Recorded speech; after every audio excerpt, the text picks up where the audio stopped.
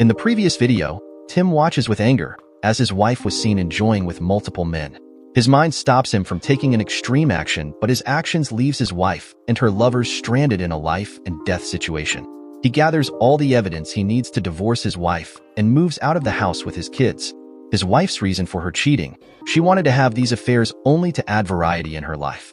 While Tim gets the services of a lawyer to have her served, she is still hopeful to save her marriage. Let's start with the next part. Sunday, the third day after the winter storm. At 11, Tim gathered his young sons around their children's Bible. Laura and Will joined, and they spent a few minutes in Bible study and prayer.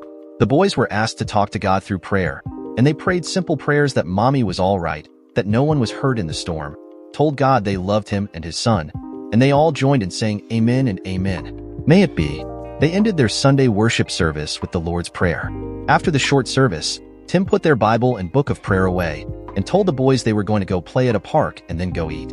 Although his anger was still front and center, after his sons prayed that their mother was okay, Tim scaled it back and turned his attention to determining the safety of the mother of his children. Tim called Andy, but received the busy signal that indicated communication lines were still down. The adults bundled themselves and the boys for the cold weather and took them to Land Park to play. Laura hovered near the boys, seemingly concerned about them running the 100 yards to the river and falling in before someone could stop them. Meanwhile, the men reminisced about their experiences growing up in South Texas. When the boys stormed up to announce they were hungry, Tim offered to buy everyone lunch at the dining establishment of their choice, as long as it had a children's menu.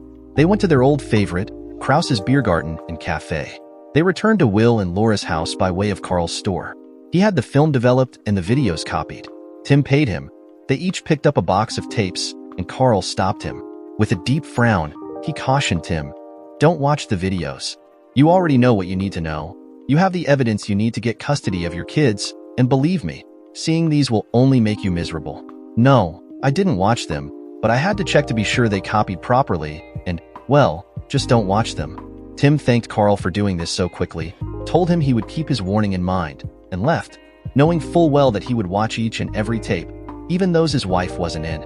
The need for vengeance against JW and the other men was too great, and he needed every bit of information and evidence he could gather to inform and guide his planning. They chatted about nothing at all as they drove. Everyone was intent on ignoring the elephant in the boxes in the bed of the truck. The phone was ringing when they walked into the house. Laura answered and handed the phone to Tim, whispering, "It's Andy." Tim greeted his friend and counselor, and then said, "The boys will be glad she's okay. Just a minute. Hey guys, they found mommy and she's okay. She got so cold that she caught the flu, though, and she needs some medicine and rest. So we're going to stay away from home for a few days because she doesn't want us to get sick." The boys celebrated, and Laura took them into the living room, gave them some of their toys to play with, and then rejoined Will. They watched their friend's expression as he listened, trying to read how what he was being told affected him, but his face remained stoic until a small smile lit his face. "Wow, almost makes you believe in karma. What does the sheriff's office believe happened?" Tim asked, and then remained silent for several minutes again. "The fire department, PC, the insurance people, everyone agrees?" Will noticed that his friend got a smug look when he heard Andy's answer. "Anything said about the trucks, Andy?" Tim was silent again, but a smile played around his mouth. His expression changed to one of inquiry and something, maybe well-controlled anger. The anger became more evident as Andy continued to talk. Finally, Tim's frustration bubbled over. "So that's her story? Does she think I'm a goddamn idiot? I know she's been playing me for a sucker for months, but damn, she couldn't come up with something better than that? That woman has no respect for me. Zero respect. Well, she's about to get a dose, and her sex buddies are going to get what is coming for them." Laura looked at Will, shook her head, and whispered, "Remember that night you were drunk on tequila and told me stories about Tim, the Tastajillo posse, the Ratones, the narcotics dealers, and all that? Was that true?" Will nodded yes, closed his eyes, and templed his hands in front of his chest as if in prayer. The timbre of Tim's voice showed he was at the edge of control when he addressed Andy again. "Look, I'll be under control by tomorrow afternoon when we meet with the 304. I'm not promising anything if I encounter the sex traders at school, but I'm going to take a bunch of deep breaths and do yoga or something before I go in tomorrow at noon. In the morning, I'll get all the banking stuff done like you told me to, and I'll swing by before I go to work so you can calm me down if I'm still pissed." Andy started speaking. Tim got quiet again for a few minutes and then stated firmly, "Oh, we're going to file the papers. Are you shitting me? We aren't coming back from this, and I want full custody of my sons.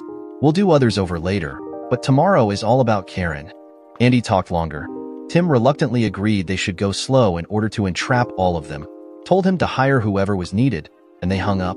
Will held his palms up in the universal gesture for, "So?"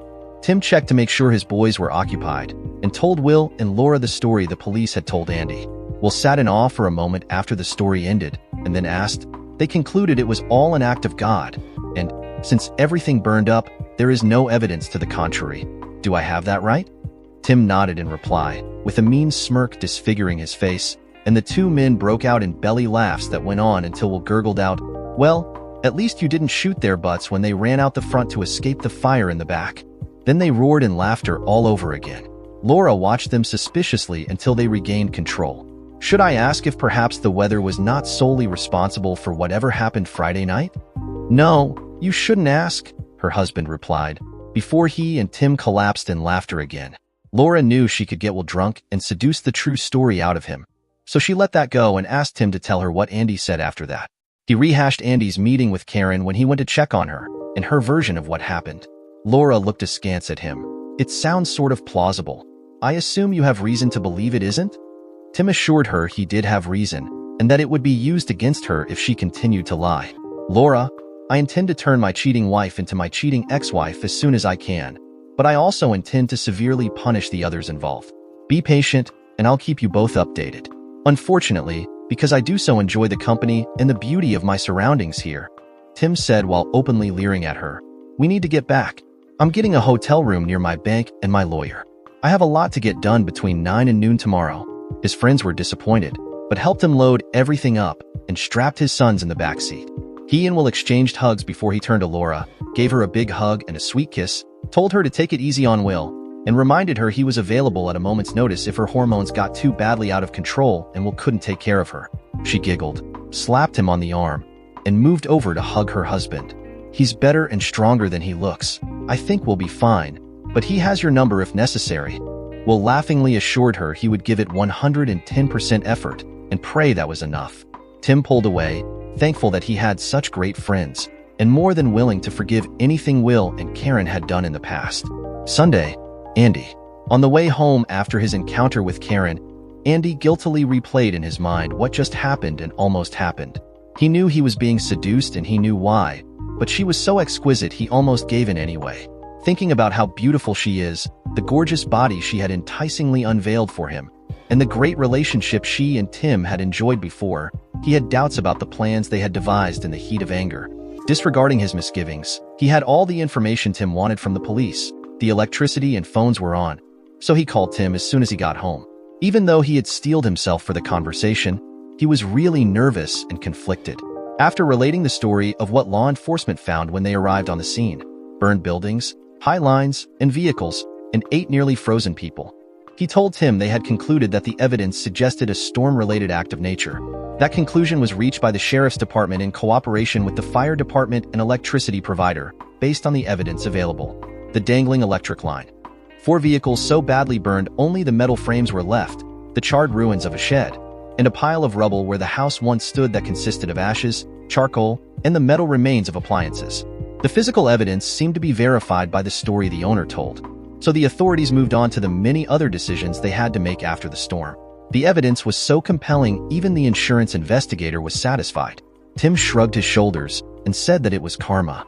Andy replied the fire may have been, but the conclusion they reached was both good and bad. Good because he could quit worrying about being arrested for trespassing and arson, but bad because it made using the photos and videos as evidence problematic. How could he explain having them? Tim's reaction was expected. He ignored that loss of evidence in favor of implementing the plan for vengeance. Andy cautioned Tim about letting his anger and desire for revenge cloud his judgment, and then asked if he was absolutely positive that he wanted to go through with the plans and the divorce. Andy reminded Tim that she was a beautiful woman with whom he had a strong and loving relationship until this happened. Not to mention that she is the mother of his children. Perhaps with counseling she could overcome whatever demons were plaguing her, and with couples counseling they could get back to the same state of marital bliss they had shared. Andy admitted, "Look, Tim, you know that I've never recovered from my divorce, and I don't want you to experience the sorrow and angst I live with every day. Perhaps if I had kept my cool and given her a chance to explain, I might have been able to salvage my marriage to the love of my life. Maybe not, but by trying to destroy them instead of listening to her explanation, I lost my wife and children. I don't want that to happen to you." Tim adamantly refused to even consider the possibility and told him to, without any uncertainty, to draw up the papers so he could sign and file all of them tomorrow. Andy sighed and told him straight up that, if he wanted to follow that course, he needed to hire a private investigator to wire their house and phone. With the possibility of using the videos gone, the PI would need to gather any evidence of her continuing misbehavior, and they would need that evidence to be rock solid if he wanted primary custody of the boys. He explained that they needed that information in hand before he filed the documents that would start a shitstorm larger than the winter storm that brought all this to light. He told Tim he knew just the man for the job, and maybe he could get him a discount, because he definitely wasn't cheap. Tim quickly agreed, asked Andy to call, and set up a meeting with the PI after their conference tomorrow morning. Andy suggested he come home now and talk to his wife, but Tim said he wasn't ready. Andy had vision after vision of Karen while he tried to finish the revised documents. He dreamed of making love to her, but soon it turned to guilt. Crushed now by guilt, he reached a decision on his next steps and called the woman he thought was the best family law attorney in the region, maybe the state, Patricia Houseman. Monday, at 8:15 the next morning, Tim took his sons to the drop-in daycare center close to their motel, got them situated, and went to the nearby bank. He divided the money from their checking and savings into his and hers accounts and canceled their bank credit card. They had two $5,000 CDs, so he removed Karen from one and himself from the other. He went from the bank to Andy's, planning to review and sign all the documents, and to assure Andy he was all business today. To his surprise, a very attractive woman, perhaps 40 to 45 years old or so, he guessed, was sitting with Andy. "Tim, let me introduce you to Patricia Houseman. She and her husband Jimmy are among my best friends, and she's the best family law attorney in the state. She also your attorney for the purpose of your divorce." Tim's confusion was evident, so Patricia explained. "Without betraying client-attorney privilege, Andy gave me the basics of your case on the phone last night and asked for my help because, well, it is complicated. If you agree, Andy will handle everything related to the gentleman involved, and I will handle anything related to your wife. You will get better representation at the same cost, and Andy will escape being put between two friends, you and your wife. How does that sound?" Tim nodded and looked at Andy, who looked uncomfortable under his cool exterior. "I assume privilege still applies to Andy, as well as you, Mrs. Houseman? Please call me Patty, and yes, it does. Andy, would you leave us for a few minutes while Mr. Kelly takes me through his situation?" Andy left. Tim took 20 minutes to retell the tale and answered clarifying questions from his new attorney. Andy knocked on the door and told them the PI would be at Tim's home in 10 minutes. Patty said she would be representing him in the afternoon meeting with his wife, but it would still take place here in Andy's home office. He thanked her for joining my team and turned back to Andy. "I could tell she got to you when you called yesterday. Let me ask you this. Do I need to add your name to the list? Because if I do, seems like a pretty bad conflict of interest for you to be representing me against her lovers." Andy blanched and then turned red. He finally raised his eyes to face Tim's stare and answered, "No, but she is temptation incarnate. We can talk about it another time, but right now you need to meet the PI and his technician at your house. He should be there in 5 minutes, so go let him in, get directions on the use of the devices, go on to work, and let them do their thing. We need today to be as normal as it can be, so don't start shit at work that we have to stop and clean up." It was only 20 minutes to the high school, so he had at least 20 minutes to spend with the PI and tech. Sunday afternoon, Tim had informed the assistant principal, Chet, who was also his best friend on the staff, that he would not be in until after 11:30. Chet informed him that school was not starting until 10 anyway, so he would cover his only class that morning with the ISS teacher because no one was assigned to the suspension center. Tim promised he would be there for athletics period and asked if Chet could be in the coach's office when he walked in at 11:40. Chet agreed without asking why, but asked if he needed to bring his baseball bat or his pistol. Tim replied, "If they say word one, you will need both to drag me off a couple of those a-holes." He needed the full 20 minutes to meet and show the techs around the house so they could set their devices up inconspicuously and then learn how to retrieve and change the tapes. After checking in at the high school administration office, Tim and Chet made their way to the coach's offices and dressing room. Seeing that JW and Frank were in Steve's office when he walked by, Chet walked into the office and struck up a conversation. Tim continued into the coach's dressing area, greeted the other coaches, and got dressed for athletics period. Chet and Frank left when the coaches gathered the kids gave them instructions, and then sent the linemen to the weight room, and the backs and receivers outside to do agility, speed, and skill drills. Tim and 2 other coaches led the players going outside, while Rogers, Slaughter, and the boy Wonder Slaughter had hired this year went with the linemen to the weight room. Tim acted no differently than any other day, leading the players through agility and skill development drills before practicing the offense. The players and coaches changed back into their school clothes after the workout, and everyone began the rush to wherever they ate lunch. Tim walked out talking with his friend Gary about the effects of the storm, but Slaughter called out to him just before he got out the door. Coach Kelly, can I have a minute with you? Come on into my office." Tim quietly told Gary, "Do me a favor. Hurry over and tell Chet to get back over here." Gary hurried off and Tim turned back. Slaughter held the office door open, and he found Roberson and Hughes waiting inside. Slaughter gestured to a chair between the other two, but Tim turned toward the couch along the wall. He removed the newspapers from his seat, folded them, and slid the recorder he had hidden in his hand in between the folds of the newspaper. "Coach, we heard you weren't at home to welcome your wife when we finally got rescued, and we just want to make sure you don't have the wrong impression about what happened," Slaughter said sincerely. "The trip was a last-minute idea. I wanted to be there for the game so I could help organize things if you won and that forced a playoff. JW volunteered to drive, and we decided we should invite your wife, in case it was the last game of the season. She accepted, and we chipped in to pay for a babysitter. We should have listened to the weather forecast, but we were in a hurry so we could watch some of the sub-varsity games, and Karen could sit and talk with you for a while." Tim's face was emotionless, his eyes boring into Slaughter uncomfortably. When Slaughter seemed to lose his train of thought, Rogers chimed in. "We drove nearly all the way over there before we learned they had canceled the games, so we turned around and came back. On the way back, we stopped at the house to check on the poker players that were there. We were supposed to play with them, but they decided to go ahead and play when we told them we were going to the game instead. We still thought we had plenty of time before the storm started. So we were all in the house watching them play and having a drink when all hell broke loose. The electricity went off, the house and our pickups caught fire from a hot wire that was jumping all around. When the fire jumped to the house from the burning pickups, we ran to the boathouse and spent a miserable night in there, nearly freezing to death. Karen had on a light dress, so we gave her extra blankets to keep warm, but she got sick anyway and had to spend the night in the hospital because you weren't home," Rogers said accusingly. Hughes spoke up, "Tim, you know I think the world of your wife. Best teacher I've got. You have to believe us. Nothing bad happened between her and us. It was all innocent." Tim retained his calm demeanor while looking from man to man, reading the lies in their eyes and on their faces. Chet knocked and walked in. "What's up, guys?" Tim replied, "They were just assuring me that they did nothing untoward with my wife when they all spent the night together Friday. As Frank said, it was all innocent." Chet replied, "You look a little skeptical, Tim." "You know, boys," Tim said with his head cocked to the side.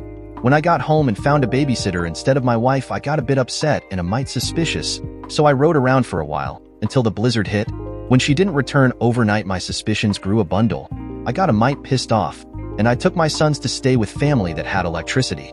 When I learned Sunday around noon that my wife had been found in the company of you 3 upstanding citizens, plus Joe Ward, school board members Benton and Allen, and the husband of Jeannie Barnes, I tried to play through scenarios other than the obvious. Then the questions hit me. Would that group of coaches, administrators, and school board members actually screwing my wife? Would they be that stupid? That brought up more questions. Are they low-life maggots who would do something like that? We're talking about professionals, educators, an attorney, a realtor, a city administrator, not thugs, but married professionals. Would they do something like that? To appease my concerns, I reviewed what I know about the moral fiber, character, and reputation of each man, including his employment history and marriage record. I have to admit, that didn't resolve my concerns one whit. My next thought was, knowing who I am and what I'm capable of, would they really be stupid enough to tag team my wife? The problem with that question is, I realized that none of you know me well enough to know what I'm capable of. I'll admit that gave me no solace either. Finally, I asked myself, are they stupid and arrogant enough to do something like that? Knowing it would cost the educators their jobs, likely their certifications, and probably their marriages, as well as ruin the reputation and marriages of the other 3? I decided I couldn't answer that question because I didn't know for sure how stupid they are, how much they are willing to risk to screw my wife, and whether they are so arrogant they think they can get away with it.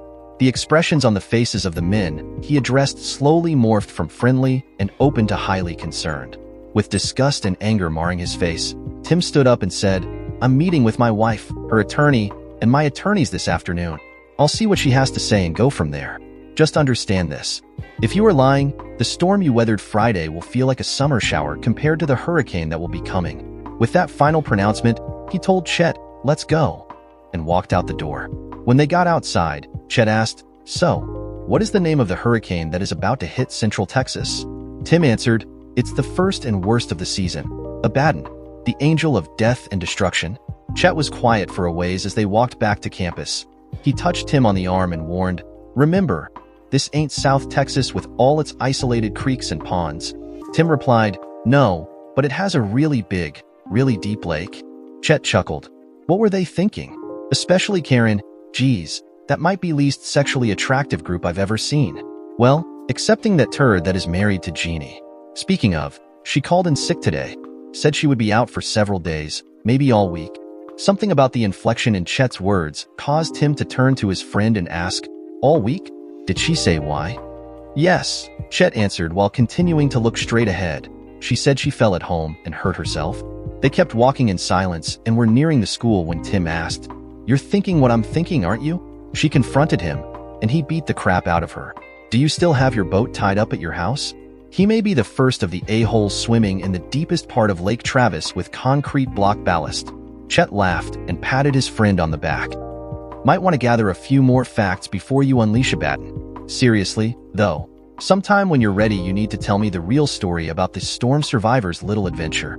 Tim promised he would, and went to his classroom to conduct his only afternoon class, AP Biology. As soon as the class ended, he went to the gym parking lot to meet Sharon. She had all the statements he had requested, save one.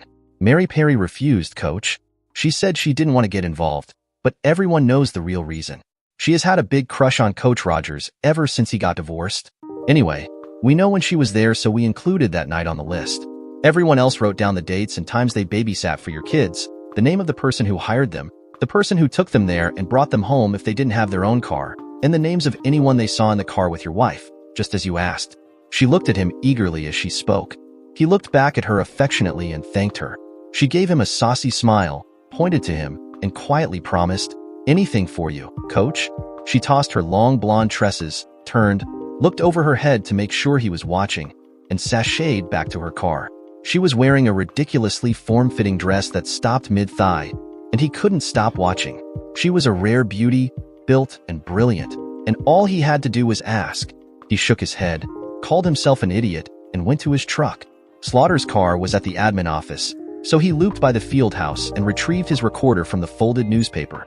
His wife had sent word that she could leave early today, so he proceeded to their meeting, rescheduled for 3 o'clock. Tim consulted with Patty again before the meeting, telling her he wanted Karen on the record when she explained what happened, and if she would not go on record, he wouldn't stay. When she told him the name of her lawyer, he instructed her to get him to verify her story on the record, if possible. Tim would agree to return to their home only if Karen, 1. went on the record regarding her whereabouts Friday night, 2. ensured him she had never been with those men before, and 3. what she told him was the truth. There was an additional stipulation, 4. that she agreed to STD tests and counseling. They entered the larger meeting room, where Karen, Barry Benton, and Andy were waiting. Karen looked delectable in a dressy navy blue jumpsuit that showed her curves to great advantage. She was seated at the large table beside Benton, who didn't look happy to see Patty. Andy was to her right, at the head of the table.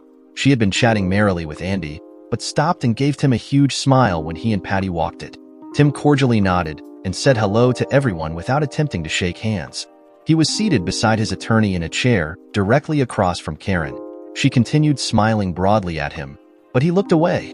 Andy made the introductions, even though everyone except Patty and Karen were well known to the others. Andy stated, "The purpose of this conference is to bring the parties together in order to come to a full understanding of the events of last Friday that resulted in Mrs. Kelly staying out all night rather than at home with her kids and husband." Benton interjected that his client welcomed the opportunity to set the record straight and show her husband that he erred when he took her children and left rather than waiting for her to return from her ordeal. As a result, he claimed, she suffered further emotional damage after being saved. He also asserted that he, Barry Benton, could and would substantiate her story because he was there. Patty declared, "Then neither you nor your client will mind if we record the ensuing conversations, for the record. My client has heard one version of the events from the police, and another from coaches Rogers and Slaughter and Frank Hughes, the principal of the campus where Mrs. Kelly works. He wants to hear his wife's story and have an opportunity to consider it in the future in case he missed something. Therefore, he would like these proceedings to be on the record. There are not objections, I assume? Benton frowned and began. I've had inadequate time to review, but Karen cut him off. Of course we don't mind. The truth doesn't need to hide under a basket. Andy looked like he had heartburn, and Benton looked like he had swallowed something rotten. But Patty quickly thanked her and started the tape recorder with a recitation of the names of those present and the agreement that all remarks would be considered on the record for legal purposes. She then leaned back in her chair, asked each speaker to identify himself or herself, and told Karen, please proceed. Tim, however, interrupted. This is Tim Kelly. Karen, as I told you in the note I left, there are things that I need to know, and I need you to tell me the truth, the whole truth, and nothing but the truth about each. You will only get one chance to do that. Are we clear? She replied, oh yes, honey, that is very clear. And don't worry, I really want to tell you what happened because then you will understand how foolishly you reacted. The previous speaker was Karen Kelly, stated Patty for the record. Andy's heartburn got worse, and he stared at Tim, urging him mentally to warn her. He did. Tim Kelly again. Karen, you don't know what I know. But before you start, you need to know that I know more than you think I do. If you tell me something I know to be false, I will file for divorce and for temporary custody of our sons. You only get one chance, and this is it. Karen faltered a bit, looked at Benton. He nodded, which seemingly resolved her concerns. Tim, Patty interrupted. This is Karen Kelly speaking. Mrs. Kelly, you may begin. Karen began again. Tim, honey, Friday was nothing more than bad luck. JW and Steve invited me to go to your game. I called and got Sharon to babysit, and then, while she spun the same web of lies, she spun to Andy and the three a-holes spun to Tim in the coach's office. Tim kept his eyes trained on her, looking for anything to indicate a conscience. Unfortunately, he found no indication. When she reached the part about being rescued, Tim turned his eyes to Andy, who was now slumped in his chair. Karen concluded, so, you see, Tim honey, it was all a big misunderstanding. Nothing happened between me and any of the men that wouldn't stand the husband test. Now, can you come home and bring my boys back to me? I want to resume our happy lives, so I forgive you for doubting me. Andy groaned lightly and dipped his head. Tim looked at Karen and said, so, let's review. I asked who, and your answer is Rogers, Slaughter, Benton there, Hughes, Ward, Allen, and Barnes. I asked what, and your answer is nothing happened that you wouldn't have been happy for your husband to watch. I asked how long, and your answer is just this one time, on Friday night. And I asked why, and your answer is, what, bad luck? How about you, Mr. Benton? Please give us your version of what happened. Benton looked him right in the eye and told him that everything Karen said about the time they were all at the ranch was the gospel truth. But, of course, he couldn't speak to anything that happened before because he wasn't in the truck with them. When he stopped speaking, Karen condescendingly said, okay, now you know. I'm mad you jumped to conclusions and ran off with my sons, but I promise I'll forgive you when you bring them home. Give me a hug and a kiss and apologize to me tonight. Tim assessed Benton, then Andy, and finally Karen with a stern gaze, and replied to her demand. Karen, we won't be home tonight, or any other night.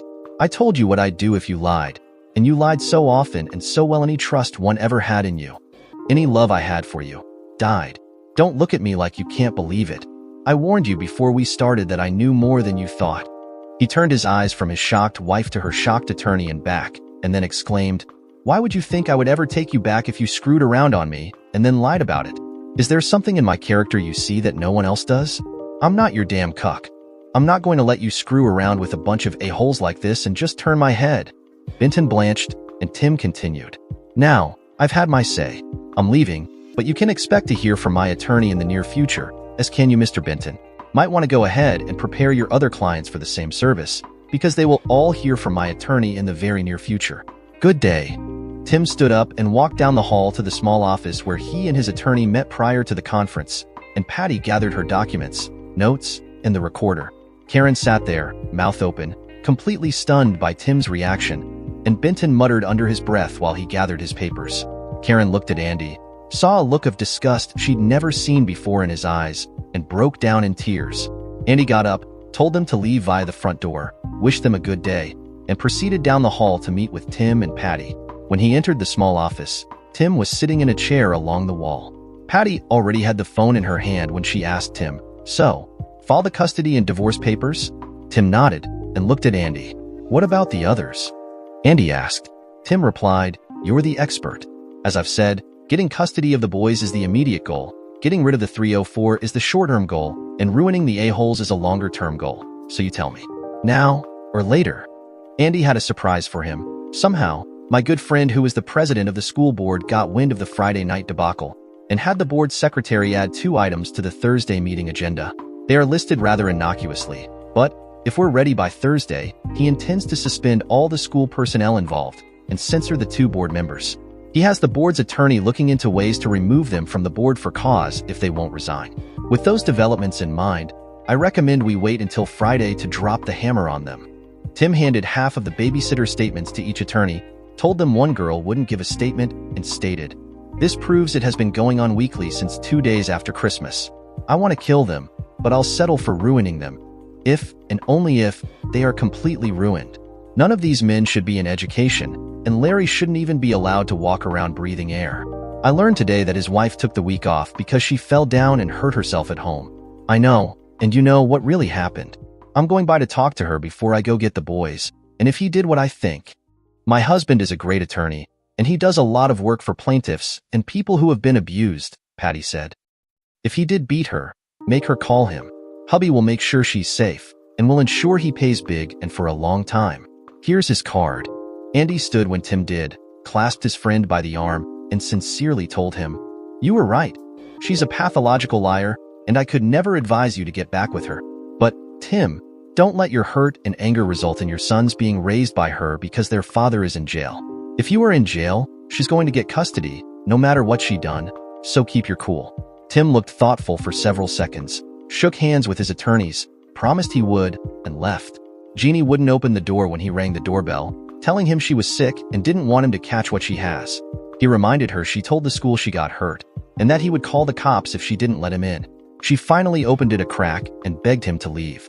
He gently but firmly pushed the door open and forced his way inside.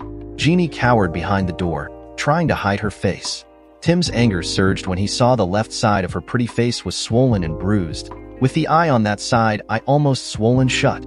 He also saw bruises on her arms, and she was clutching her side. "That maggot, I'm going to kill him," Tim raged. Jeannie shut the door and begged, "Please, Tim, he just lost his temper. He promised me he won't do it ever again." "And is that the first time he's made that promise, Jeannie?" Tim asked disbelievingly. Jeannie looked down at the floor, and he knew the answer. "Jeannie, tigers don't grow spots and leopards don't grow stripes. He's a bully and an abuser. He's not going to stop until he kills or cripples you. You have to let someone help you, and I have the man for the job. Jimmy Houseman is expecting your call. I'm going to dial his number. You're going to tell him you want to retain his services, and then you're going to tell him what happened.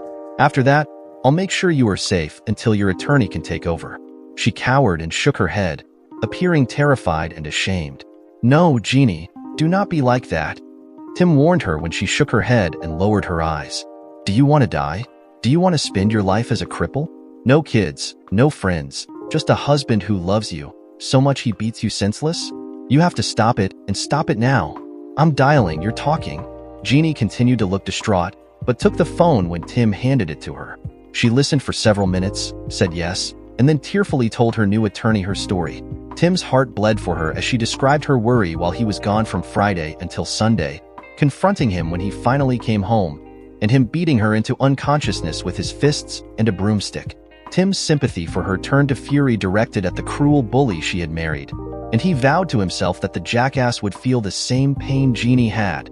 After the phone conversation with her new attorney, Tim helped her pack an overnight bag and carefully helped her into his pickup. He drove her over to the Houseman residence, where she would be staying until charges were filed and a protection order was granted. Along the route, she equivocated. "Larry was upset because I didn't believe his story about playing poker and getting stranded, and I knew he was really mad that his beloved BMW was burned up. I told him the problem with that story was that I've never known him to play poker. In fact, I've heard him make fun of people who do. I was furious that he was lying to me. So I told him that I have never known his to play poker, but I have known him to screw other women. That was when he got furious and started beating me. I begged him to stop, but he just kept hitting me with his fists. When I fell to the ground, He took the broom and started hitting me with it until it broke. Then he raged at me about doubting him and making him hurt me, and then he helped me up, told me I wasn't really hurt and he would take care of me, and laid me on the bed. Maybe he told me the truth. Maybe I overreacted and let my imagination mislead me. Maybe if I had just believed him. No, Jeannie, no. Did he tell you my wife was with him? No, I didn't think so. You can't believe him. You can, however, believe me when I tell you that it was anything but an innocent night playing poker, unless he really said they spent the night playing poker, meaning my wife. So, we're in this together. Let me be your support and you be mine.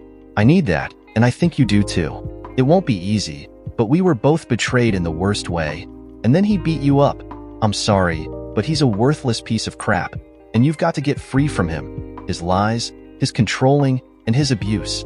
I care too much to let you go on like this. Jeannie watched Tim as he spoke, then scooted over and placed her head on his shoulder. I didn't know about Karen being there too. I'm so sorry, Tim. I know how much you love her. This must be killing you. You're right. We need to support each other, and I want to help you any way I can. Will you let me? Attempting to inject a little levity into their emotional situation, Tim teased her in reply. Yes, I can think of a way you could help me and I could help you, but it would take a couple of hours, maybe overnight. Do you have to go to your attorney's house today? Jeannie's battered face looked up at the smirk on his, slapped him gently on his chest, and teased in return. I don't think my sore body would enjoy helping me help you in that way right now, and you'd have to put a paper sack over my head anyway. I'm a two-bagger tonight. One for my head and one for your head, right? Maybe we should wait for our first time, until things aren't so raw and I'm not so bruised and battered, huh? Can we do that? Tim crooked his head to look carefully at her, and she ducked her head so he wouldn't see the carnage. Jeannie, your beauty is shining through the bruises, although I'll admit I do miss seeing both of those beautiful blue eyes. She giggled and slapped his chest again, but it felt more like a love tap than indignation at his remark. Tim continued, the main thing I got out of what you said was our first time. As long as you promise me there will be a first time in our future, I'll happily wait. With her head still down, she mumbled something. Tim asked her to repeat what she said. Keeping her eyes averted, she raised her head off his shoulder, pressed her soft body against his arm, and said, I'll happily continue to wait if you promise me it will happen as soon as I'm well. Her response surprised him. Though all their many conversations and his mild flattery and flirting, she had never once indicated any interest in taking their friendship to the next level. She was too much of a good girl to even flirt back, much less cheat on her husband, and yet, her answer indicated she had been giving it thought for quite some time. That is the easiest promise I've ever made, sweet Jeannie. Get well quickly, okay? They were at the houseman's home. Tim parked his truck, escorted Jeannie and carried her luggage to the door, and was introduced to Patty's husband. The men were told to wait right there, and Patty took Jeannie to her room. Jimmy shook his head, grasped Tim's hand in another handshake, and told him, Man, I'm so sorry. Since our cases are intertwined, Patty told me just enough about what happened to prepare me. She's the one who insisted that I take Jeannie's case, and also insisted that your friends stay here to keep her safe. He laughed, turned Tim's hand loose, and with a knowing grin said, You got a 20? From what I've heard and just saw, you might want to put me on retainer. I'm also a criminal attorney. Tim pulled out a Benjamin, handed it to Jimmy, and asked, Where do I sign? Jimmy laughed again and led him to their elaborate home office. He pulled out a contract, filled in the most important parts, and handed it to Tim for signature.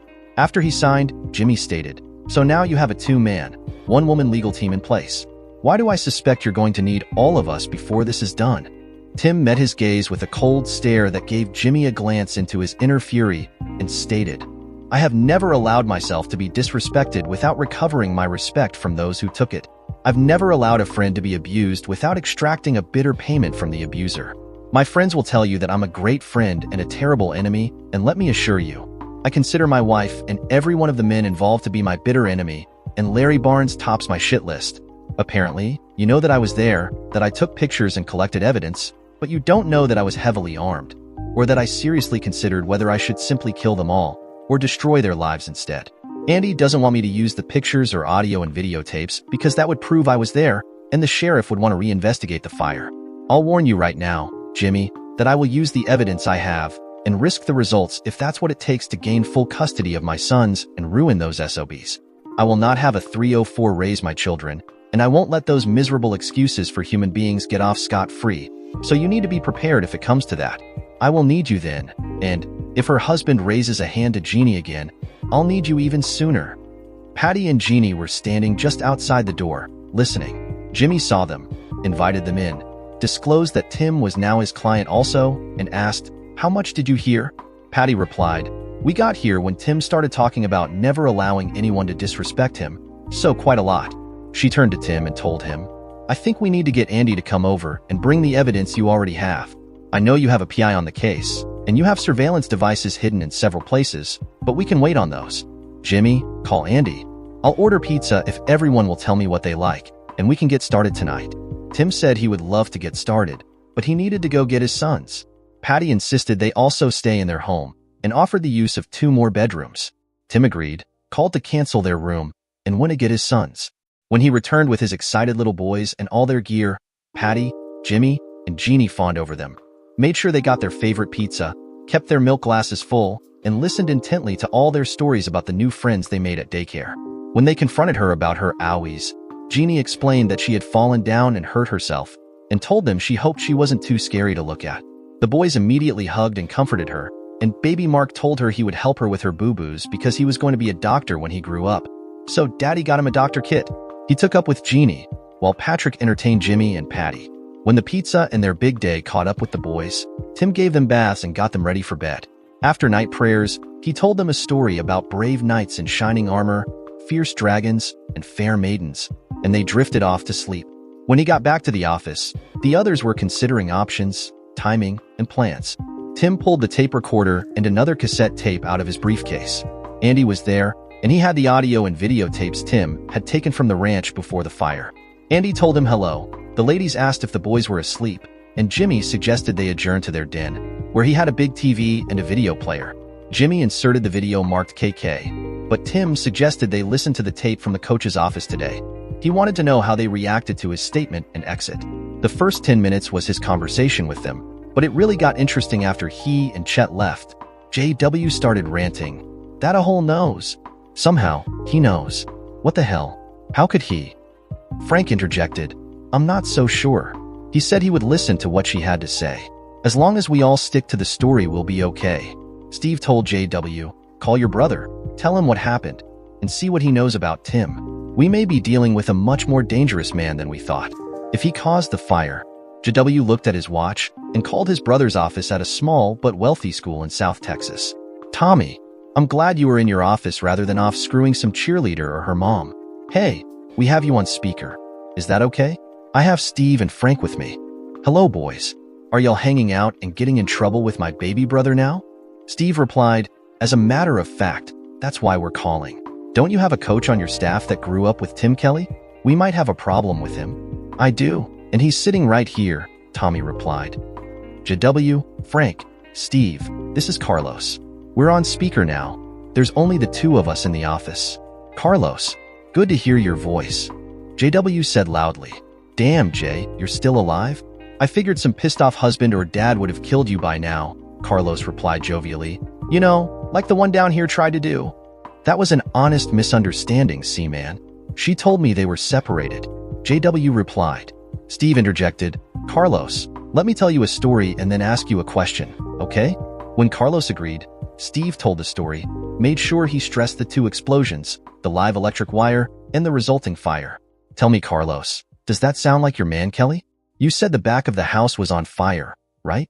Well, that sounds like the event that made him famous, but it wasn't him." "How do you know?" asked JW. "Because you're alive. When Tim Kelly burns the back of the building, he runs around to the front and shoots whoever comes out the front door. Or windows. At least that's what my primos back home say happened. The law decided that improperly stored petroleum distillate started the fire, and the wetbacks who lived there went back to Mexico. Of course, no one really went looking too hard for the wetbacks, because they were actually narcotics-dealing gangs. It was common knowledge that they had drugged and assaulted the sister of his friend, as well as 4 other girls, so they just said, good riddance. No bodies were ever found, so who knows? Quien sabe, as we say down here. Somehow, Carlos, you haven't made me feel any better." Steve replied, "When did this happen?" "Back when he was a sophomore or junior in college, I think. He came home after the bowl game, and learned what had happened to the girls. The Pandilatasigillo was formed, and bad shit started happening to bad men. The law seemed pleased. Outlaws were discovered beat all to hell, and then they disappeared, or they just disappeared. At the same time, girls stopped disappearing, bad narcotics stopped being sold, and store owners didn't have to pay security fees. The policia acted like nothing had happened, and when questioned they denied anyone besides law enforcement was doing anything. But la gente, we know. It was those guys, Los Ratones de la Brasada, or Ratones del Tasigillo, as they call themselves.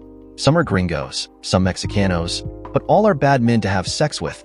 If it really was him, or if he finds out you've been screwing his old lady, I hear Panama is nice this time of year. Maybe you should book some tickets, just in case. There was considerable consternation expressed there in the coach's office after they hung up. They vowed to meet with all the others after the meeting between Karen, Tim, and the lawyers to decide on their next moves. The tape went silent after a door opened and closed, until Tim picked it up later. Tim had been staring the tape. When he looked up, he learned that everyone else was looking speculatively at him. "Tim, is that story true?" asked Jimmy. "If you call the sheriff and ask him," Tim replied, "he will tell you a very different story. Carlos is just piling on the legend the folks down there concocted." Jeannie agreed, saying, "I find it hard to believe the kind and caring man I drink coffee with every day is capable of such things, even if they were narcotics dealers. And kidnappers, abuser. And probably killers too, I imagine," Patty opined. "I don't find it so hard to believe. From what I hear, that's the way people in the Big Bend and in parts of South Texas handle what the law can't or won't. 150 years ago, that's exactly how criminals were handled, although many were simply hanged." Neither Andy nor Jimmy offered a response at first, but both studied Tim with a new kind of respect mixed with trepidation. Finally, Andy looked at Jeannie and said, "Jeannie, people who knew him say Audie Murphy was one of the nicest men on planet Earth, but he was also the most decorated American soldier in World War II. It's hard to say what a man is capable of until he's fighting for his life and the lives of those he cares about. Not saying Tim did any of that, but being a nice guy to someone like you is not the same as facing drug dealers who attack, kidnap, and assaulted your friends." Jeannie looked pensive and then looked at Tim, taking control of the situation to deflect the attention from his deeds and misdeeds. Tim asked, "Do you want to hear more audio? We have 2 more tapes. Or watch the video from Friday night." "The video?" Jeannie quickly responded, "I need to see it with my own eyes." Andy seemed reluctant. "You two know that watching the video will be difficult, and you will probably never be rid of the images you see. If we do, and it's as bad as claimed, other options than divorce will likely go out the window." Tim replied, "For me, any other possibility is long gone." "Jeannie? No, I want to see it," she exclaimed, but she looked conflicted even as she professed certainty. Jimmy inserted the tape entitled KK3 and pushed play. They settled onto the couches and chairs, eyes fixed on the screen. The video began with a staged scene, Karen arriving at the door in a skimpy dress. JW answered, invited her in, and warmly hugged her. Everyone in the room was watching intently, but none more intently than Jimmy and Andy. JW and Karen were kissing. Tim had vowed to remain calm, cool, and collected, but the intimacy they shared on screen was disturbing. It was clear that this was not their first time together. Everyone else was watching, but his eyes found Jeannie's battered face turned toward him. Even in pain, her face swollen, her eyes bloodshot, he could see her sadness for his ordeal. Beat to hell, knowing her husband was soon to be exposed as the philanderer she knows in her heart he is, and she feels bad for him. He had known for a year and a half that she was a special woman, but tonight proved just how special and caring she is. Jimmy interrupted the moment. "Tim, damn son. I'm sorry about that. Damn them to hell. But can I ask a favor? Can we fast forward to when Larry Barnes gets involved? Jeannie will be meeting with a police officer in 15 minutes about the injuries her husband gave her, and I think seeing what you've described will help overcome her reticence at filing charges against her husband. Can we do that?" "Of course. I didn't know about that development," Tim responded, fast-forwarding the video. Jimmy said it was a decision she made while he was with his sons, and Jeannie nodded at him in agreement. Tim knelt by the TV and moved the video along until he saw Frank arising from the bed. He punched play and sat back down. Jeannie watched as her husband was holding Tim's wife, grimacing when he told her what a great sex they had. Tears were flowing freely from her eyes, but there was a resolve there now. When Larry made fun of Tim, however, she set her jaw and told Jimmy, "I'm ready. I don't need to see more. He betrayed me, and then beat and battered me when I dared question his poker game. Screw him. I'm done with him, and I want him in jail while I get all my stuff from that house. He just had to buy that we can't afford. Patty, please file for divorce as quickly as we can, and try to screw him but good. Ask for everything. Jimmy interjected. First things first. Tell the officers very descriptively what he did to you, and how badly you hurt all over from the beating. Show him the bruises on your body, and if a female officer comes along like one should, take her in a different room and show her everything. Leave nothing out of your story. There is no shame in being a victim of a monster's attack. Also, be sure to tell them about the other times he's hit you. We need him in jail, and we need an order of protection for you to be in place when he bonds out. Good timing, said Patty when the doorbell rang. Jimmy and Jeannie went to the front to open the door. There were 2 officers, male and female, as well as a female EMT. They were invited into the living room and the doors were closed. Rather than wait, Patty, Andy, and Tim decided to continue watching. Tim rewound the video back to the point where they fast-forwarded. Karen was with JW.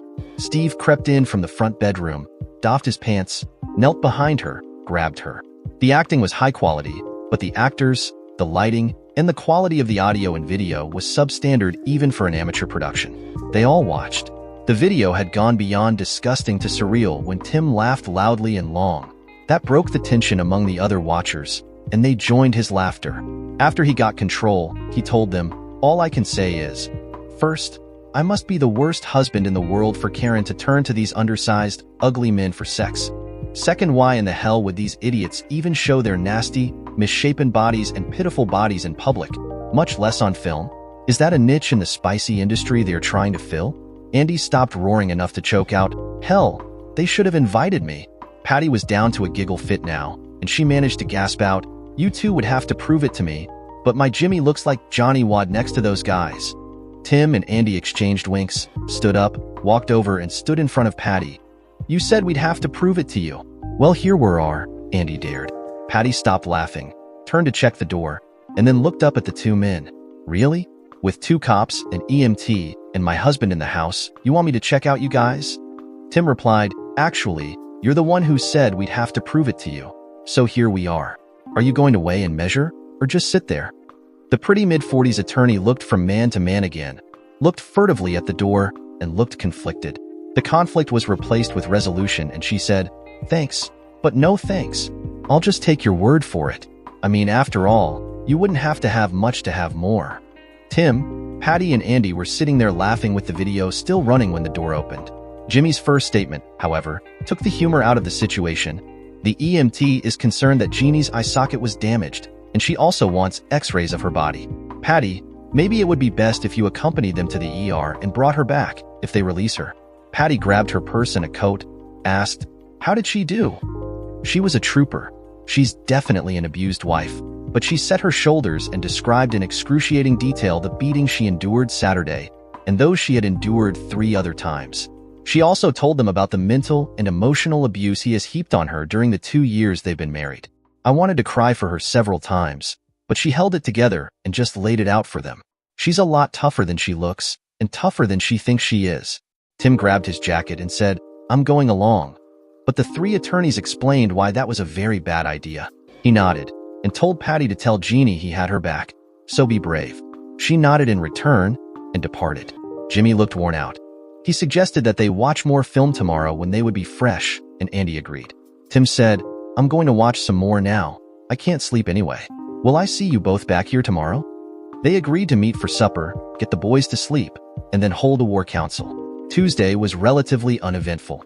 Even athletics period was without drama, although Tim endured some hard looks when JW and Steve thought he wasn't watching. Perhaps Chet lingering along the sidelines played a role in their discretion. Tim had dressed in the gym before coming over so he wouldn't have to enter the office. His inner warrior wanted a confrontation, but, so far, his sentient brain had maintained control. Chet walked beside Tim as they walked toward campus. "I heard you were skeptical about the story Karen told. I also heard that you rescued Jeannie from her abuser and got her treatment." Tim agreed that the first part was correct, but said the Housemans were the ones who convinced her to get help. "Interesting take, Tim.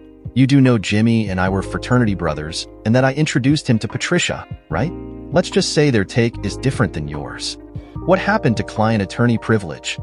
Tim asked with a grin, and Chet replied, "It sometimes gets trumped by a friend's concern."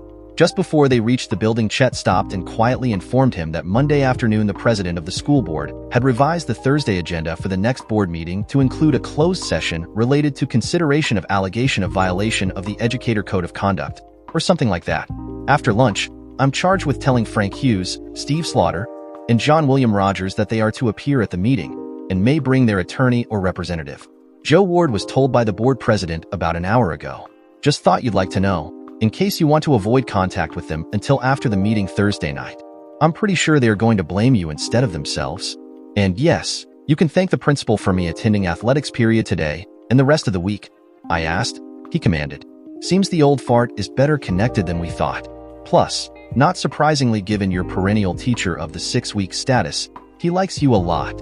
Instead of eating lunch, Tim ate a sandwich while he drove to his former home and changed out the audio tapes. He hurried back to school and taught his afternoon classes, chaired a short meeting of the science team, and then hurried to pick up his sons. On Patty's recommendation, his boys were at a nearby day care center in their gated neighborhood. The manger had strict written instruction to release the boys only to Tim. He picked them up and proceeded to the houseman's home, where they encountered guests in the form of 2 young girls around the same ages as the boys, and their pretty mom. After introductions, pretty mom Cassie took all the kids into the kitchen for snacks, allowing Tim and Patty to talk in her office. She was served with the order for temporary custody after school today, and she reacted badly. At first, it was just sobbing, but she composed herself, marched into Frank's office, and yelled at him for 5 minutes, at least. His secretary, who, by the way, he's also screwing, kept everyone out of earshot, but our PI could hear her from outside his window.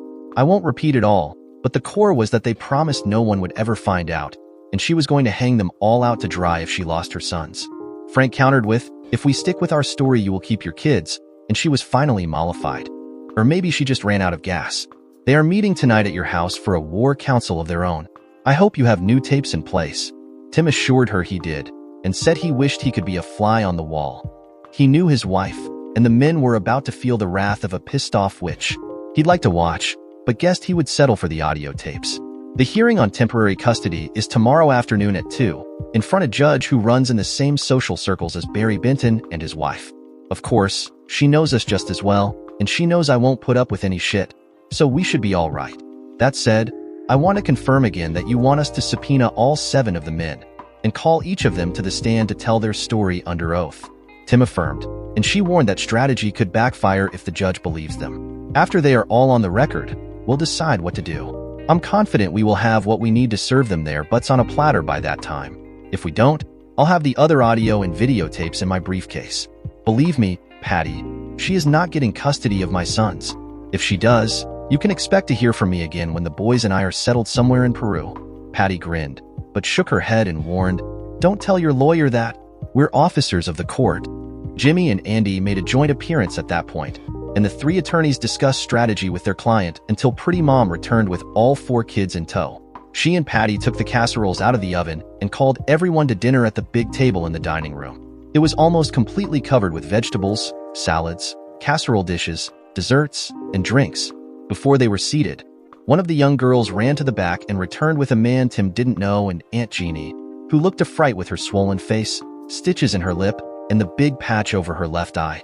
Even so, he could see that some of the swelling had diminished and some of the bruising had begun to fade from purple toward yellow, both of which were good signs. The other 3 kids ran toward her. She knelt down, grimacing at the pain of kneeling and again at the pain of being hugged by the children, but with a smile across the right half of her face, which wasn't as grossly swollen. After surviving the hugs, she was escorted to the table by little Mark, who insisted she sit beside him. Everyone else found a place and took a seat, leaving only one empty chair, next to Pretty Mommy Cassie. That chair was magically filled a few seconds later by the stranger, handsome Dad Eric, who was greeted with kisses from his wife and daughters. The conversation was light and cordial, and the meal was superb. After French silk pie for dessert, everyone took their dirty dishes to the sink, where Patty rinsed them and Cassie placed them in the dishwasher. The men retreated to the living room, and Jeannie took the kids into the extra bedroom that had been converted into a playroom. They didn't seem to even notice her grotesque injuries anymore, proving yet again that kids see beyond the obvious, and they recognize goodness. Eric disclosed to Tim that he had been the doctor on call when they brought Jeannie into the hospital, It had been nothing more than good luck that he was on duty, but Jimmy had called the hospital to learn her condition and had filled in the information. Eric had to get Jeannie the treatment and support services she needed. The conversation turned more somber as Eric disclosed that Jeannie had 2 broken ribs as well as a hairline fracture in her eye socket, that she had suffered a mild concussion, her kidneys were bruised, and they found evidence of an old break in another rib from a previous beating. Eric had given all this to the police, who, Jimmy informed them, had arrested Larry Barnes at his house within an hour of leaving here. He made bail a few hours later, but not before receiving an order requiring him to stay 1,000 feet away from his home and from Jeannie at all times, or face incarceration without bail until his trial. The police officer who delivered the order called Jimmy to say Larry was a mite upset by the charges and the order, and that he doubted he would obey the order. He said there would be a police cruiser checking on the house daily, but they couldn't guarantee her safety. She probably should go into hiding somewhere safe for at least a few weeks.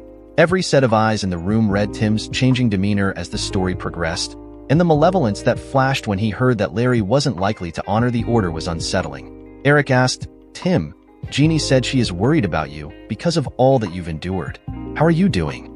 "It's just like her to worry about someone else when she's been beaten, battered, and assaulted," Tim replied. "I'm doing fine, or at least as well as can be expected given the circumstances. She doesn't need to worry about me. She needs to get well and get shuck of that SOB for good. Frankly, boys, most wife beaters I've known don't change. Court orders end, jail sentences end, and they return to retake what they consider their property.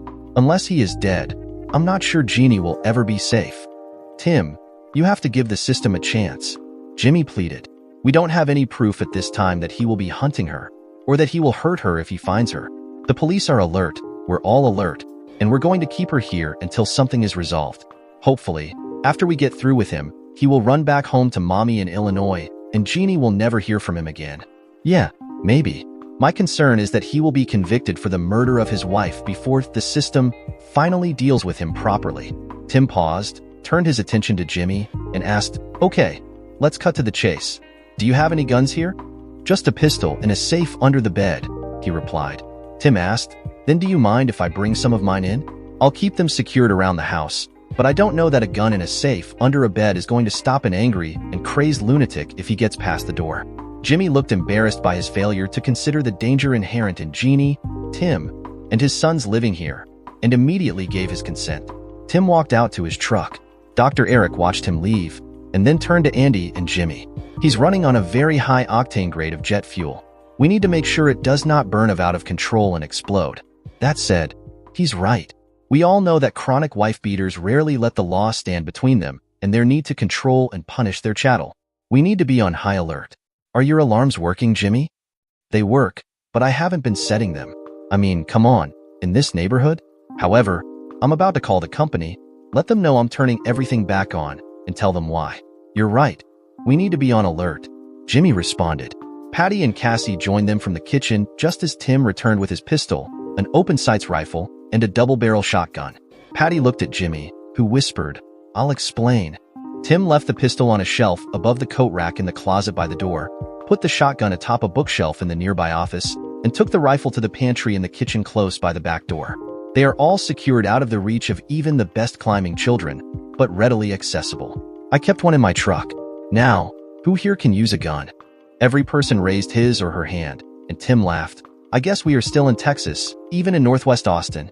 Andy told the group that, statistically, Tim had adequate reason to be concerned about how Larry, or any other wife beater, would react to his wife reporting his beating to the police and going to the hospital after he threatened her if she did. Patty somberly replied, "I agree. We must be careful. Those animals strike out at anyone they believe helped their wife." Cassie concurred, saying, "Eric, he might hold you responsible for getting him arrested.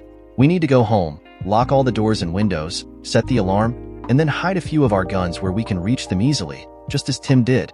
And we all need to be alert to suspicious persons or cars in the neighborhood." When Cassie went to get their kids, Tim put on his jacket and placed a Colt 45 Defender in a pocket. "I'll walk you ladies home, if that's all right," he said to the little girls. They hopped up and down and told him he had to stay and see their new dollhouse. Patty said she'd make sure the boys got a bath, and Tim left with the doctor and his family. The short walk was devoid of traffic and or incident, but Tim, Eric, and Cassie were all hyper-alert. It's amazing how a simple 2-block walk excites your senses in these circumstances, Eric said quietly.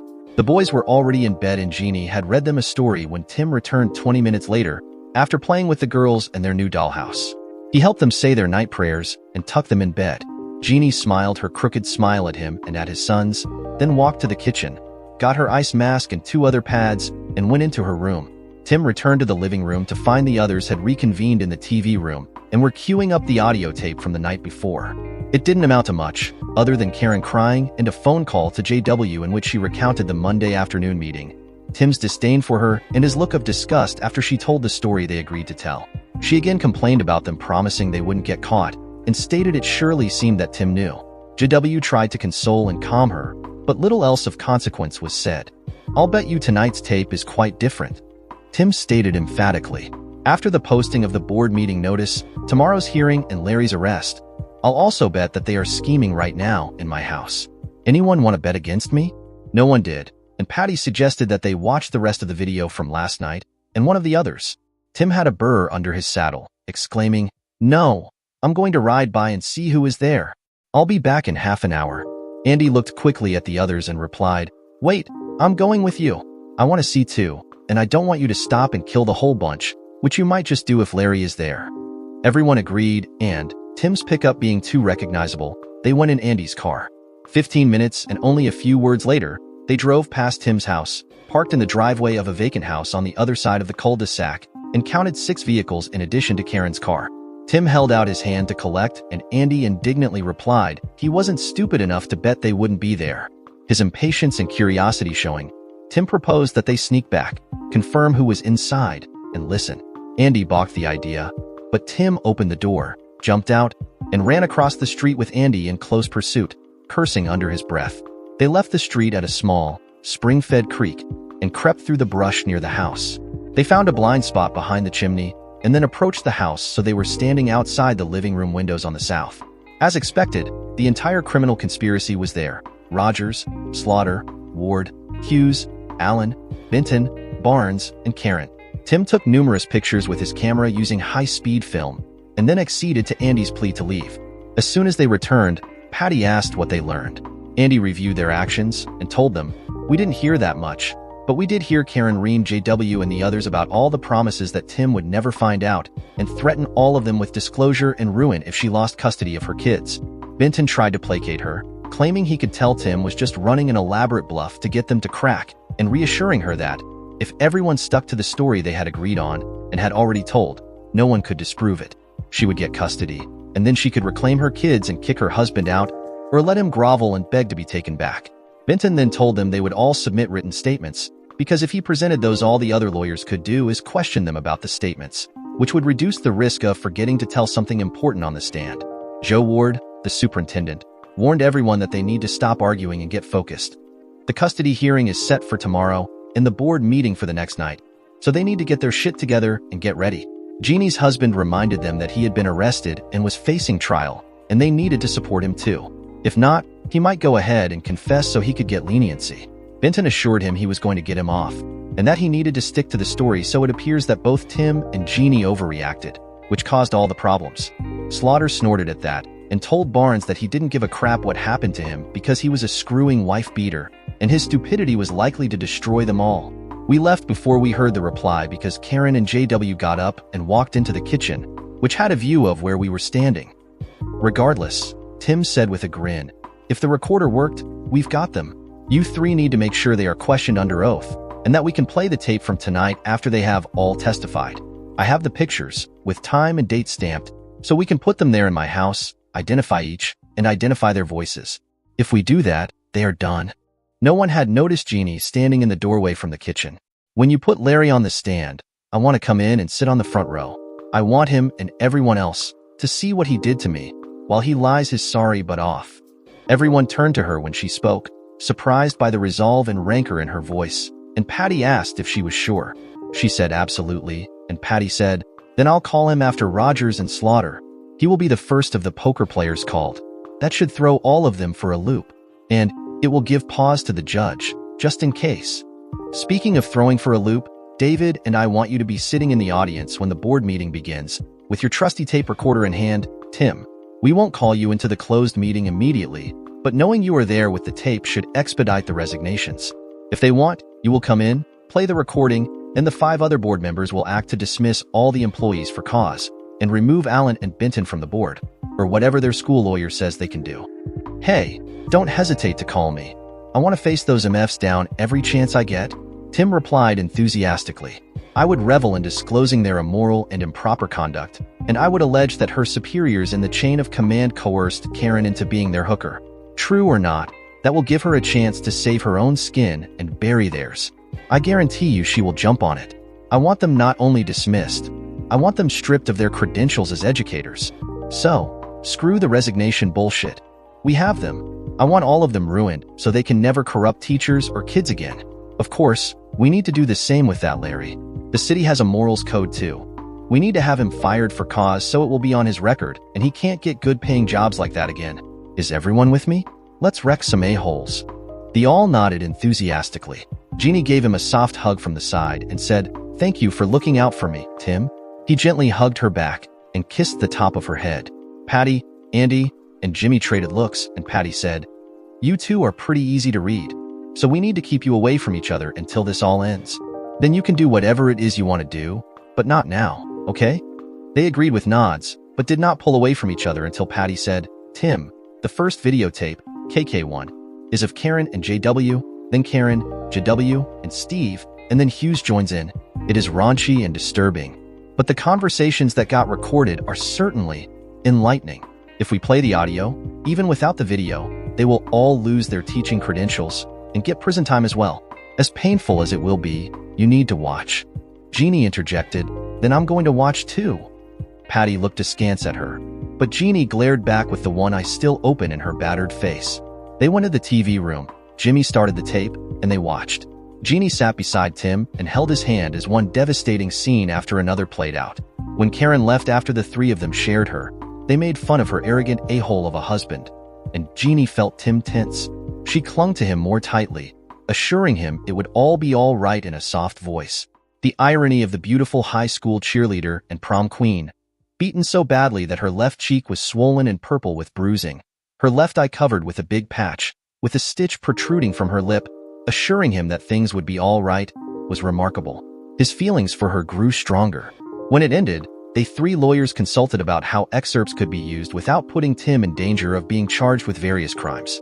Jeannie clung to his hand and arm and laid her head on his shoulder. Tim was withdrawing from the conversation into his own world of vengeance and mayhem, but Jeannie stood up cautiously and tugged him to come with her. When the others turned to them, Jeannie saw a disapproving look on Patty's face. She strongly stated, "We won't go near each other in public, and we will be discreet here, but I need him, and he needs me for companionship, so you 3 need to stick with your own business. We will see you in the morning." The others looked at one another and grinned. The timid, intimidated Jeannie was gone, replaced by the strong woman Tim so admired. Tagging along at her behest, Tim hesitated as she pulled him into his bedroom. "No hanky-panky, Tim, but I need to hold you and be held. Please." Tim merely nodded, held out his hand with the palm up to signify she could use the bathroom first. She told him she had bathed and soaked earlier. All she had to do was change into her pajamas. Tim returned in his boxers and a t-shirt to find Jeannie, wearing satin pajamas, in his bed. He looked at her. She said, "Please?" He climbed in, keeping on his side of the big queen-size bed. As soon as he got settled, however, she scooted over, moved his arm across her pillow, arranged her head on his shoulder, and snuggled up to him with a sigh. The only view he had was of her eye patch and the battered half of her face. That was discomfiting. But he conjured up the vision of her he kept stored and let himself relax. "I'm not gonna lie, Jeannie. This isn't the first time I've dreamed of you in my bed, all cuddled up to me, but the circumstances are very different tonight. Take whatever you need from me, sweet one. I'll be your rock or your cuddle bunny, as you wish." Jeannie sleepily mumbled, "Not my first time to have that dream either, Tim. Please hold me. I need my rock to cuddle me tonight." He kept her snuggled closely to his side, and she fell asleep in minutes. He didn't, until he had reviewed his plan of action for Wednesday. As usual, Tim awoke at 5:30. He carefully disentangled himself and left her sleeping, lying on her uninjured side. Tim slipped out of the room, did his morning things, quickly got dressed, and headed his boys off before they ran into his room to pounce on him. He turned cartoons on in the living room, fixed breakfast, and fed the boys green eggs and ham with toast. After they were dressed and bundled up for the frosty morning, they started for the pickup. Patty made an appearance in a short, flimsy robe to remind him to get the tapes from the house and listen to it as soon as he could so she could adjust the presentation based on what they learned. She added that he needed to be at the family courtroom in Georgetown by 1 for the 2 p.m. hearing, and she would like to hear the tapes, just in case. He obviously looked her over, winked, and said she could star in his movie anytime. She blushed and pulled her robe tighter. He laughed at her discomfort, promised he would be there on time, and took his boys to the truck. After teaching his first 2 classes, Tim dropped by the principal's office and reminded Mr. Jones that he was taking the rest of the day off. The older man put down his pen, gave him a sad look, and said, "Good luck, son." Before he returned his attention to the stack of papers on his desk, Tim dropped in on Chet next, entering his office and closing the door before asking, "What are you hearing?" "Not as much as you'd think," Chet answered.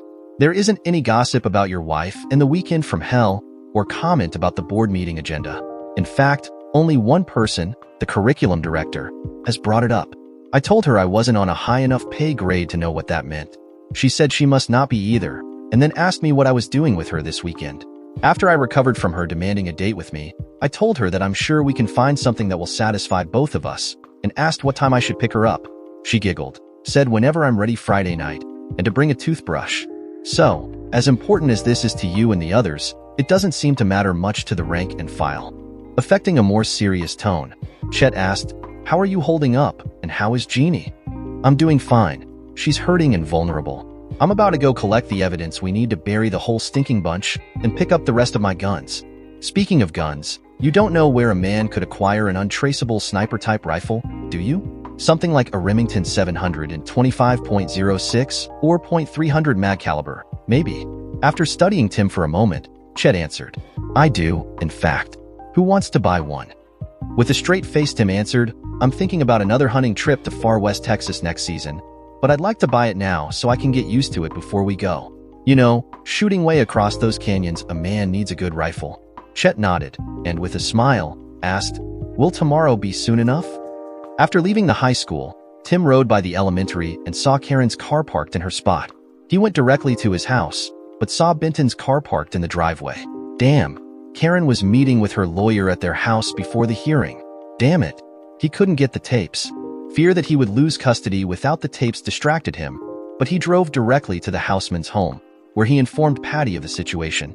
She was far less concerned, believing that the judge would accept Tim's petition, given no more than the facts of the case, but the final custody hearing would have a much higher standard. Knowing where he, Karen, and her lovers would be, Tim called his PI and asked him to retrieve the tapes and put new ones in while everyone was at the courthouse. He said it would be done as soon as they left, and he would have someone bring the tapes to the courthouse. When Tim and his attorney entered and went to their table, Karen and Barry Benton were already at theirs, and the Six Stooges were sitting in the first row behind them. They all smirked at Tim when he looked their way. The judge went over the reason for the hearing, to determine the best temporary custodial placement for the safety and welfare of 2 minor children. She then stated that this is a legal process, but with less formality and fewer rules, because the focus is on the purpose, what is best for the children. After opening statements, the judge asked Patty to make the case for the petitioner.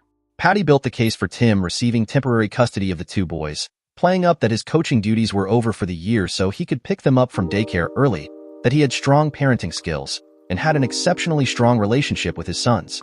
She then made the case that Karen had proven to be a negligent parent who frequently left her sons with young babysitters, some well qualified, some not, while she was with other men. The Friday storm was cited as an example of when her negligence could have resulted in the 2 boys being without parental supervision for more than 2 days if their dependable father had not returned. The judge knew Benton would be calling witnesses because she had been given copies of their sworn statements. She was surprised that Patty Houseman had taken this case and was pursuing it so aggressively because it was going to be hard to overcome the first-person testimony absolving the wife of wrongdoing. Patty surprised the defense and the judge even more with her next statement. "Your Honor, we just received and read the sworn statements from the men seated here in the courtroom, and my client would like to hear their stories, and Mrs. Kelly's story, from the stand. He doesn't want to proceed with this process if they are able to convince him that he misunderstood the situation. Therefore, I call John William Rogers as my first witness." As JW was being sworn in, The wives of Barry Benton, Frank Hughes, Joe Ward, and John Allen entered the small courtroom and took seats in the back row. The looks on the faces of their husbands alone was worth the price of admission to the proceedings. If ever "oh shit" could be captured as facial expressions, it was today. It had taken only a phone call from Jeannie to Frank Hughes' wife Jamie to set up the firestorm that awaited them. Jeannie said she just wanted to talk to someone else whose husband was there because the story seemed sketchy, but possible. Jamie repeated the story her husband promised was the truth, but Jeannie's seemingly innocent disclosure that Karen was there with the men was all it took to bring the other women to the hearing room wearing their pissed-off faces. It seems these gentlemen had failed to disclose to their wives that Mrs. Kelly was also at the poker game, and that she spent the night in the boathouse with them. Patty led JW down the same primrose path she would lead Stephen Oliver Slaughter and Frank Randall Hughes, eliciting the sworn testimony they had rehearsed and submitted in writing, with just enough differences to be believable. Tim's facial expression remained neutral, but he leaned forward to signal his interest in their statements. After those three, Patty called Larry Barnes. As soon as he was seated and the oath administered, Jeannie Barnes limped in and gingerly took a seat in the first row, behind Tim. Seeing her condition and the hateful look she was giving the man on the stand with her disfigured face, the judge looked at him. He looked pale and had averted his eyes. Her countenance hardened. Larry was thrown off kilter by her appearance, and his rambling testimony proved it. Regardless, he was now on the record, under oath. Patty's next witness surprised everyone, Barry Benton. The normally unflappable lawyer was sweating bullets as he objected, but he too had submitted a sworn statement, so the judge ruled he could be called. His testimony was couched in phrases such as, "I was drinking, so forgive me for being inexact. Well, I'm not certain, but what I recollect is..." Patty twice referred him to his written statement to help him refresh his memory, and the sweat turned into a river running over his red face. His wife's look of glee as he suffered on the stand said it all to the judge. Karen was last. She was dressed modestly and classically, affecting her best school teacher, wife, and mother image. Her plaintive tones as she told her tale of innocence, wronged by a hot-tempered husband who rushed to judgment over her being detained by an act of God after she had tried to go support him and his team. She reiterated several times that nothing happened that would upset her husband, and ended with tears running down her cheeks and a truly pitiful look on her face. The judge looked touched, as did Tim, who called his attorney to the table before Jeannie was dismissed. Patty returned and began asking clarifying questions. "Miss Kelly, you insist nothing of a sexual nature happened while you were with these men, is that correct?" "Yes, nothing at all," Karen replied. "And this is the first and only time you've been with these men, is that correct?" Karen looked surprised, but answered in the affirmative.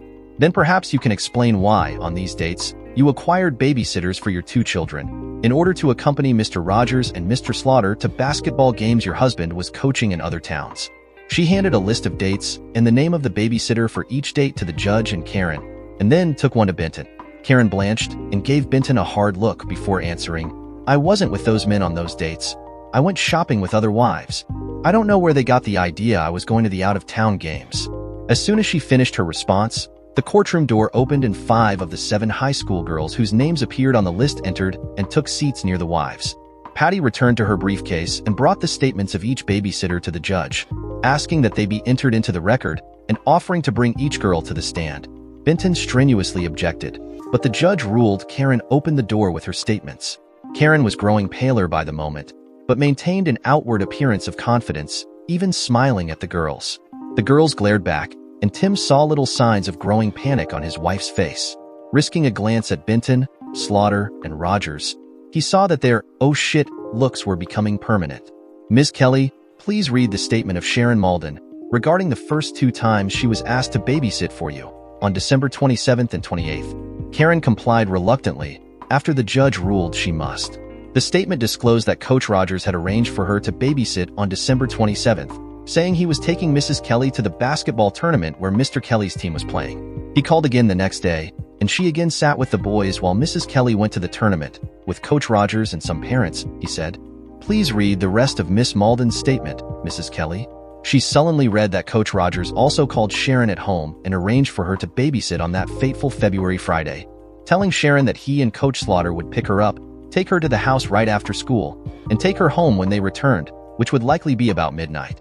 Her statement also disclosed that Mrs. Kelly was ready to go when she got there on each of the 3 dates, and that she got into the pickup with Coach Rogers the first 2 times, and with Coaches Rogers and Slaughter the last time.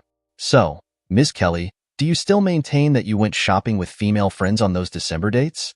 Karen glared at the men, rearranged her dress, straightened her shoulders, and defiantly answered, "Okay, I did leave with them, but they dropped me off and I went shopping with Beth, Coach Slaughter's wife, both times." This is just another misunderstanding. Patty stared at Karen with a look of pity, shook her head, told the judge that Ms. Kelly was excused. Although the PI had not brought the tapes, she called her final witness, Mr. Kelly. After Tim was sworn in, Patty set the stage, going over the events of the Friday in question, and asking what evidence he had that would refute the sworn testimony of so many witnesses. Tim replied that he did not feel he had to refute their testimony at this time, but rather, he needed to simply show that his wife had been repeatedly negligent toward her children in leaving them with babysitters every time his team played out of town to pursue God only knows what activities. He then stated, "Your Honor, when I spoke with my wife over breakfast after each away game, she asked me how the game went, and when I asked how her night was, she would describe a quiet night taking care of our sons. We now know that is not what was happening. I have reason to doubt the veracity of the story of Friday night's events told by these men and my wife, and I expect to present proof of their untruthfulness in the course of filing for divorce and in any permanent custody hearing. However, as I understand today's proceedings, all we have to do is prove I am the better person to have custody during the interim. If custody is awarded to my wife, with me not living at home, I fear the negligence will continue unabated or grow even worse. I fear for the welfare of my sons in her custody." The judge dismissed Tim and turned again to the defense team. Benton made an impassioned plea, and then Karen took the stand again to argue that she was a good, caring, and cautious mother who had never before been accused of anything like negligence, and custody should remain with her, in their home, while she and her husband worked things out. She stated she was confident Tim's bad temper and unreasonable suspicions would abate soon, and he would return to their home. The judge did not buy it. There were far too many indications that the mother had left their children with underage girls in order to be with the men and had lied to her husband about her activities on that night. The story the men told leaked like a sieve, but that would be addressed in subsequent hearings. The judge awarded full custody to Tim pending the hearing for permanent custody, which he set for 2 weeks from today. She looked Karen directly in the eyes when she explained that she remained unconvinced by the testimony presented on Karen's behalf, given that she had used babysitters at least 10 times, had failed to advise her husband even though he asked, and had equivocated when confronted with the babysitter's testimonies. Karen did not take it well. She glared at her co-conspirators, and they glared at Tim. He returned the smirk they gave him when he entered. "If only they knew what I have planned," he thought. "Their time is coming." Benton turned to the other 6 and said quietly, "We underestimated him. It's time we look at other, more permanent options. Meet at my office at 7 tonight, and I don't care what your wives say. Be there." Supper at the Houseman's was a happy affair. Jeannie had prepared spaghetti with meat sauce and meatballs, a big salad, a bowl of fresh fruit, and gelato for dessert. Andy, Eric, Cassie, and their kids being made it a party-like atmosphere. After the meal, however, the men convened into Jimmy's office to listen to the tapes from the night before that the PI had dropped off. The more they listened, the madder and more concerned Tim became. "They are unbelievable," Tim ranted. "Their arrogance and lack of conscience, much less remorse, take my breath away." Andy spoke in calm and measured tones, cautioning, "That's true. But did you catch the underlying menace in the promise Benton made to Katie? She twice threatened them with ruin if she didn't get her sons back. And the second time Benton promised her they would do whatever they needed to make that happen. Rogers told her not to sweat it. There is more than one way to skin a cat. Those may be taken as benign assurances, or as threats to you, Tim. I hope they do come after me. They have no idea what I'm capable of." Tim threatened. "Just make sure your boys don't get caught in the middle, Tim," Dr. Eric warned. Tim responded, "They won't hurt the boys. Karen would literally skin them alive if a hair gets mussed on their heads. No, if Andy's right, they will try to catch me alone, or with anyone but the boys." They went back to listening to the new audio tapes from the phone and house.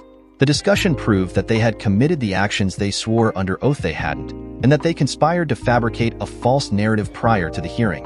When the tapes ended, Jimmy stated, "They are toast." At the hearing, Judge Williams will hear the conspiracy and send them directly to jail for perjury and conspiracy to commit perjury. Tim then started the videotape of Karen's first times with JW, Steve, and Frank. By the time they finished watching and hearing what was being said, His armor against Karen's charms was inches thick and made of titanium. At Andy's behest, they turned their attention to the Board of Trustees meeting tomorrow night. After hashing out the options, they agreed on a plan of action that would result in all of the professional educators facing dismissal for cause and the 2 board members being removed for moral turpitude. They concocted a special plan for Larry Barnes, hoping to not only get him fired, but also get his time in jail increased. Thursday dawned bright and sunny, matching Tim's disposition. Jeannie had again slept with him. They cuddled, slept, and woke up snuggled against one another. As he stood by the bed looking down on her, he noted that the regimen of ice, heat, had greatly diminished the facial swelling over the past 24 hours, and that her relaxed sleeping position indicated that the anti-inflammatory narcotics had reduced the pain in her face, ribs, and lower back. Still, from her right she was the same beautiful blonde creature Tim knew so well, but from the left she was something from a horror movie. As a result, she stayed inside and away from people as much as possible, and Eric had continued to make house calls to allow her privacy while she healed. At the high school, Tim learned that both JW and Steve had submitted letters of resignation early this morning, having accepted better-paying jobs at a rich school out in the West Texas oil fields. Beth had also resigned to take a teaching job there, and all 3 had been granted leaves of absence by the superintendent. Tim immediately called Andy. "I won't let them resign and leave. I want their butts on a platter. Do I file against them for violation of school policies, or what?" Andy explained that he had already spoken with David Pierce, his friend and president of the Board of Trustees, and the board would proceed with the hearing on inappropriate conduct, including blackmail, extortion, sexual harassment, and intimidation against Rogers, Slaughter, Hughes, Ward, Allen, and Benton. "Word has leaked that you will appear, and that you have proof of their guilt. I heard they have a noon meeting scheduled at Benton's home, which is available because his wife left him and is filing for divorce. Doesn't that make you feel bad for him?" Andy asked sarcastically. Tim snorted in response. "So, I should be there at what time?" David will call the meeting to order at 7 p.m., accept minutes and reports, and then move into a brief closed session. They will review the allegation and applicable policies, offer an opportunity for the board member or educator to speak behind closed doors, and then return to open session. The consideration of evidence and the vote will have to occur in an open meeting. We may be called into the closed session or asked to provide evidence during the consideration portion of the open session. David didn't know what their attorney would say. After consideration and discussion, the president will entertain motions, they will vote, and then the regular meeting will commence. "Let's meet in front of the administration building at 6:30 to see when the board's attorney wants us to present." Tim agreed and returned to his normal schedule. Chet joined him at the field house at the beginning of the athletics period. He briefly explained to the athletes that coaches Slaughter and Rogers had resigned, allowed questions, and then told the kids and other coaches that Coach Kelly would be in charge of the off-season strength and conditioning program. There were cheers and clapping at that announcement, and everyone eagerly took the field after Coach Kelly apprised them of his plans to change the off-season workouts to focus on helping them get bigger, faster, and stronger. The workout was the most spirited the coaches or Chet had seen, and Tim was pleased at the enthusiastic support he was receiving from the kids and his fellow coaches. His afternoon classes went well, and he left immediately after his last class ended at 3 p.m. to go get his sons. The daycare center director, Mrs. Gonzalez, walked out with Tim, who was holding Mark on his left arm and Patrick on his right. She stepped in front of him and began animatedly telling him about a costume party planned for next week. They were standing on the sidewalk about a dozen steps from the door, talking about the superhero party when Tim's attention was drawn to a pickup parked across the street about half a block away. He was looking over her shoulder trying to figure out what it was about the truck that spooked him. When it started forward, he spotted a glint and saw a rifle barrel extending from the back window on the driver's side. He tossed his unsuspecting sons in different directions, yelled a warning, and pushed the director to the side. The boys were flying through the air away from him when he felt a burn across his left shoulder near the neck and heard a shot. He almost immediately felt a tug at his left hip and heard another shot ring out. Ignoring the pain, he ran toward his truck to draw fire away from his sons and heard a third shot just before he reached his pickup. That one missed, but he heard it strike something behind him. He reached inside and pulled his pistol from under the seat. Another shot hit the windshield and flew by his head. He stepped outside the door and something hit him in the lower leg as he leveled his pistol at the shooter. It staggered him, so he reset his feet and fired 3 rounds into the truck. The rifle disappeared and the truck sped off. Feeling weak and lightheaded, Tim leaned on the truck. His head sagged, and he noticed blood all over his shirt and pants. He turned to his kids, who were being held by the center director, Mrs. Solis. They were sobbing and crying, "Daddy, Daddy." He started toward them, but discovered he had no strength in his legs. He fell forward onto the ground just as a police car screeched to a stop in front of his truck. Knowing his sons were unharmed, he allowed himself to succumb to the encroaching darkness. Tim became vaguely aware of beeping and buzzing sounds around him, and he heard voices. Opening his eyes, he discovered he was connected to various tubes and wires, and was surrounded by monitors and IV stands.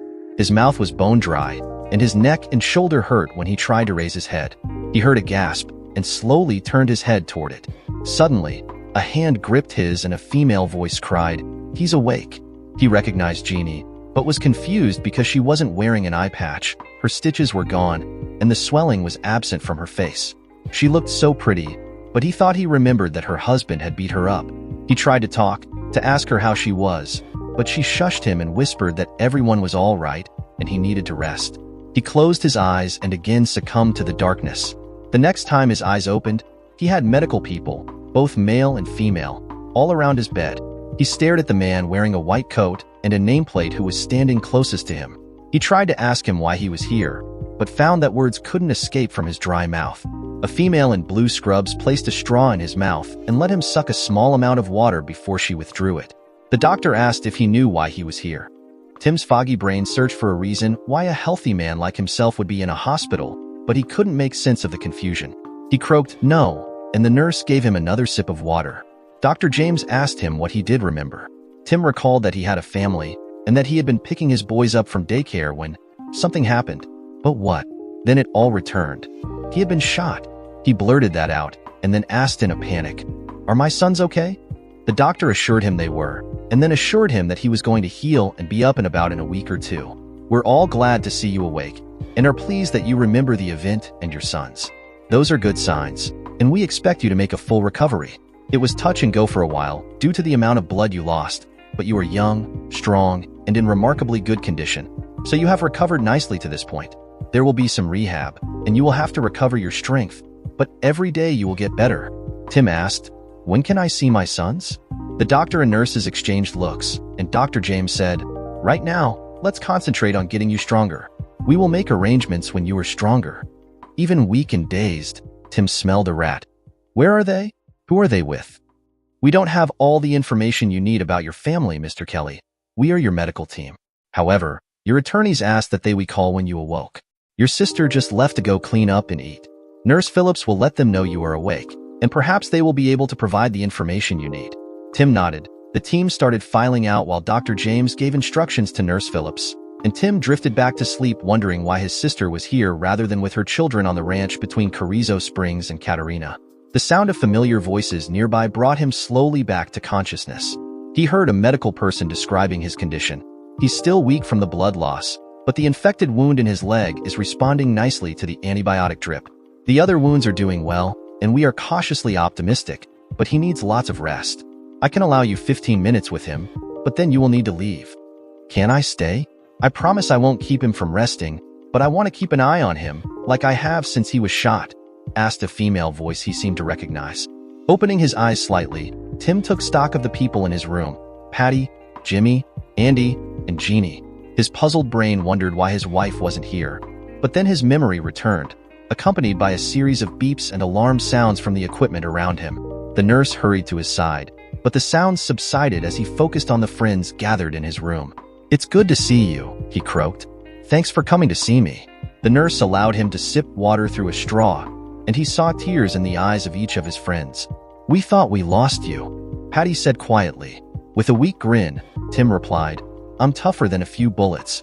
Are my sons all right?" Andy answered, "They are, thanks to you. If you had not tossed them aside and pushed Mrs. Gonzalez, she and Mark would probably have been killed. The first bullet hit you in the left trapezius, very near where Mark was, and the second tore a trough through the outside of your hip. That one would have gone through Mrs. Gonzalez. She and the cops agree that you're a hero." Tim ignored the praise and asked again, "But my sons are all right?" "Yes, they were pretty badly distressed, but uninjured. They were mostly worried about you. Mrs. Gonzalez took them inside and took good care of them while the EMTs worked on you, and the police investigated. She let them stand at the window and watch because they were really traumatized by seeing you bleeding and falling down, and she wanted them to see you getting treatment.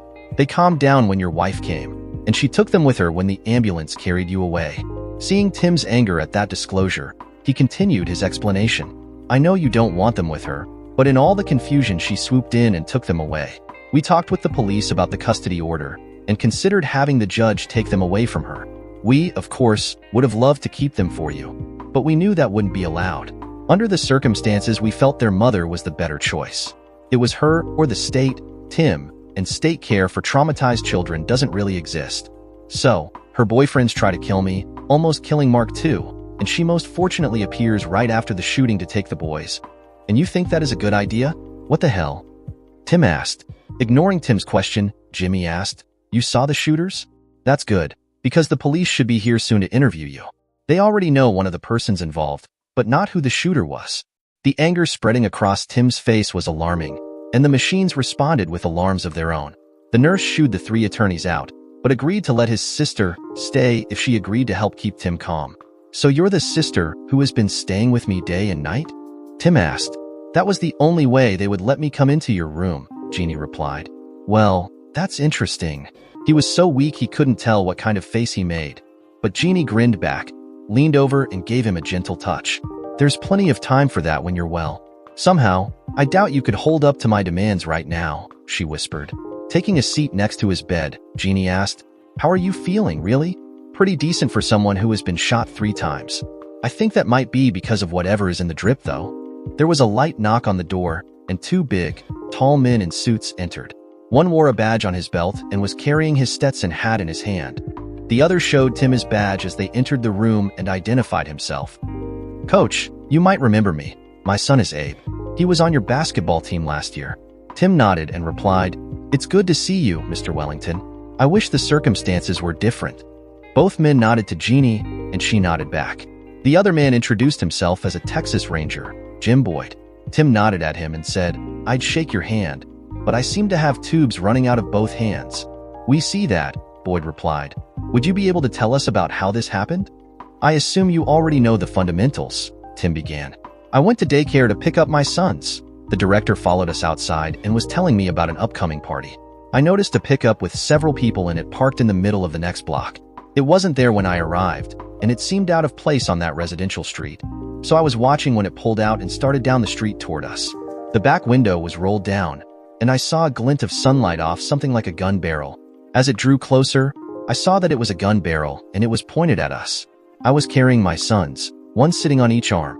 I tossed them to each side and pushed the director out of the line of fire. I felt a burn on my left shoulder near my neck and heard a shot. I immediately started toward my truck, which would draw the gunfire away from my sons and the daycare center. Something hit me on the hip and I heard another shot, but I kept going. There may have been another shot, but if so, it didn't hit me. I made it to the truck, and a shot shattered the windshield as I was retrieving my pistol from under the front seat. I stepped out from the door to fire at the truck, which was now at a 45-degree angle from me, and my leg was hit. I got off 3 shots, I think, as the truck sped off, and then turned to check on my sons. Mrs. Gonzalez was holding them in her lap on the ground, and they were crying, but they seemed unharmed. I started toward them, fell, and the world went black.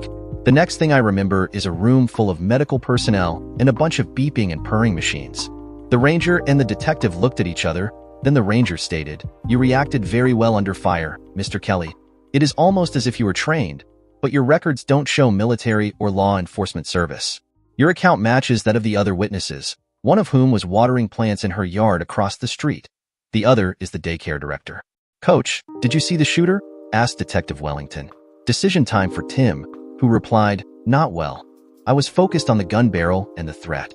I'm pretty sure it was a man with blonde hair, but his face was obscured by the scope on the rifle. If I remember correctly, the 2 men in the front seat had dark hair, and there was a 4th person in the back seat, but all I saw was an outline. I think it was also a male." "Can you identify any of them?" asked the detective. "I'm kind of hazy right now from all the meds I'm getting.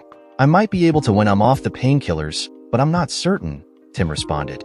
"Do you have any leads?" "We do, and we'll share those with you in a few minutes," the ranger replied. "But let me ask this. Do you know anyone who would want to harm you?" "As a matter of fact, I do. My wife was engaged in a sexual affair with at least 7 men. I found out and moved out of my house, but I had it wired to record anything said in the house and on the phone. I heard my wife and her lovers plotting to ensure she got custody of our sons, even though she is too morally corrupt to be raising kids. The men decided they might have to take me out to accomplish that, since it seemed I had evidence that would ruin all of them. My wife responded to that by telling them she didn't care what they did, but if they didn't make sure she got custody of the kids, she would ruin them. There is more, but I'd need to confer with my attorneys before I disclose anything else. Ranger Boyd replied, "That's enough for now. Everything you've told us is consistent with what we already know, including the identities of the men." Detective Wellington interjected, "So you won't be surprised when I tell you the truck was borrowed from a friend by John William Rogers." The friend came forward when he found bullet holes in his truck after hearing about the attempted murder. Rogers and 3 of the others your wife was involved with have disappeared. We have a bolo on each of them and are keeping an eye on the others. Because we remain concerned about your safety, the sheriff has an armed guard on duty at all times, and hospital security has been alerted.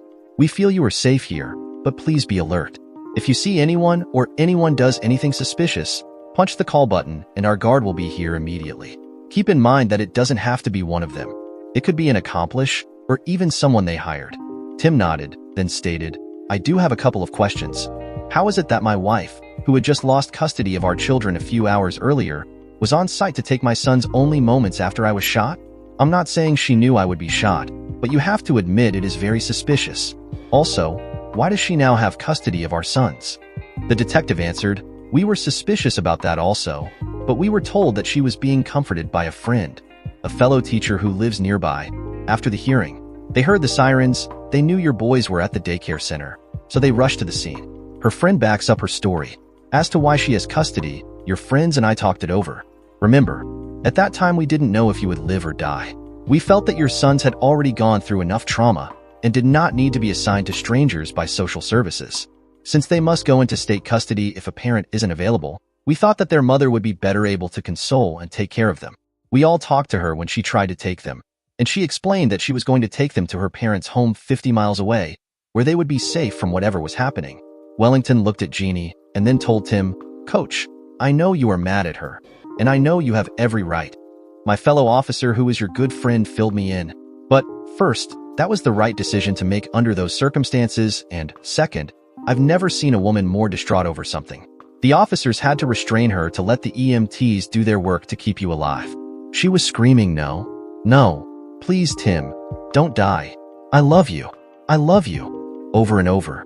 I finally ordered a female sergeant to console and control her because her actions were making your little boys even more terrified. Mrs. Gonzalez took them inside until we could get her under control.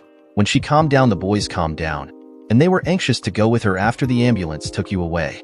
Her friend said she would drive them to her parents' home because they were all too upset to go alone. So, as unhappy as I'm sure you are, I do believe what we did was the right thing in those circumstances. When you are well enough to care for them, you can revisit the court, but until the guys trying to kill you are under arrest, they probably should stay away from you, for their own safety." After they left, Tim turned to Jeannie and thanked her for staying with him. Jeannie had a worried look on her pretty face when she warned him, "Tim, I heard what they said about being on the alert for anyone suspicious, and I want you to know that I'm concerned about the night nurse that was on duty while you were still in a coma. She was quite brusque with me, challenged why I was allowed in, and she acted as if she hated being your nurse.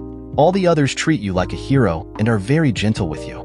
She was rough and seemed to hate even checking on you. It was on her shift, while I was in the bathroom, that you almost died a few days after they brought you in. Do you know her?" Tim said he didn't remember seeing her, and that he wanted to be awake when she came in tonight to get a reading. Jeannie said she refused to leave his room and stayed awake whenever Nurse Simpson was on duty, and tonight was the beginning of another of her 3-day shifts. Tim told her to go to the houseman's home and get some rest now, so she could stay awake later. She reluctantly agreed and kissed his forehead gently when she left. Tim napped until his doctor appeared in the late afternoon. After his examination, he had them remove the IVs and ordered pain pills instead. He urged Tim to take the pills on schedule because the healing would be faster without his natural reaction to pain impeding it. He refused Tim's request to have the catheter removed because the leg had not healed sufficiently to be walked on yet, but told him he had healed enough to begin PT tomorrow, which should accelerate his recovery. Tim countered that he was already adept at using a bedpan and would readily become adept at using the urine bottle. The doctor grinned at him, shook his head, and ordered the catheter be removed, with Tim's assurance he wouldn't try to do more than the physical therapist allowed. Tim thanked him profusely. Jeannie returned at 6:30, Just before the nurses came in and went over his charts, Tim noticed that the new nurse gave Jeannie an ugly look before fixing him with a hateful stare. When Miss Phillips left, he asked the dour-faced Nurse Simpson, "Do I know you? You look familiar." She turned quickly to him, searching his face and looking guilty. "I don't think so. I was your nurse for several days while you were in a coma, but I don't think you would remember that." Tim continued to press her. "Strange. It seems like I've seen you around, somewhere. You don't have any kids in high school, do you?" "No, I don't have any kids. I'm not married and never have been." "Okay, well, I'll keep thinking about it. I feel certain I've seen you around somewhere. Maybe with someone I know, or at a store. I rarely forget a face, so I'm sure it will come back." Nurse Simpson looked agitated by his last statement. After again glaring at Jeannie, she left the room. Tim saw her alone at the nurse's station soon thereafter, engaged in a lively telephone conversation. She didn't return to the room until 9, when she brought his pain pill and a glass of water. She also brought a glass of water for Jeannie and offered it to her with a smile that didn't quite reach to her cold eyes. Jeannie took it, thanked her, and took a sip. Tim took the pills and water glass from her and gulped down the pills with a big swallow of water. Nurse Simpson looked pleased, turned, and left.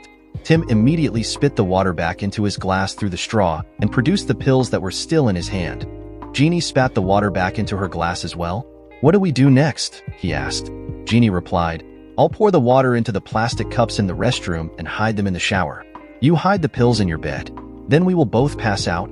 We may be wrong, but we need to follow our plan. Something is off with her, and we can't take chances."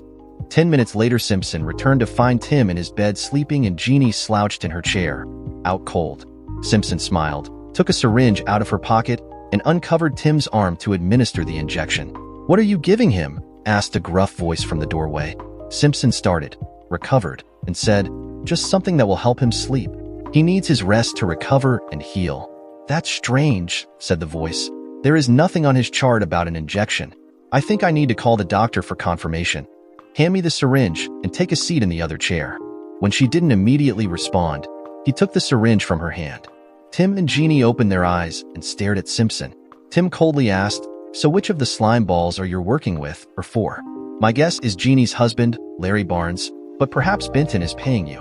Or maybe you are another of Rogers's slaves. Which is it?" The nurse looked terrified as she denied knowing any of those names. An orderly from the lab arrived with hospital security.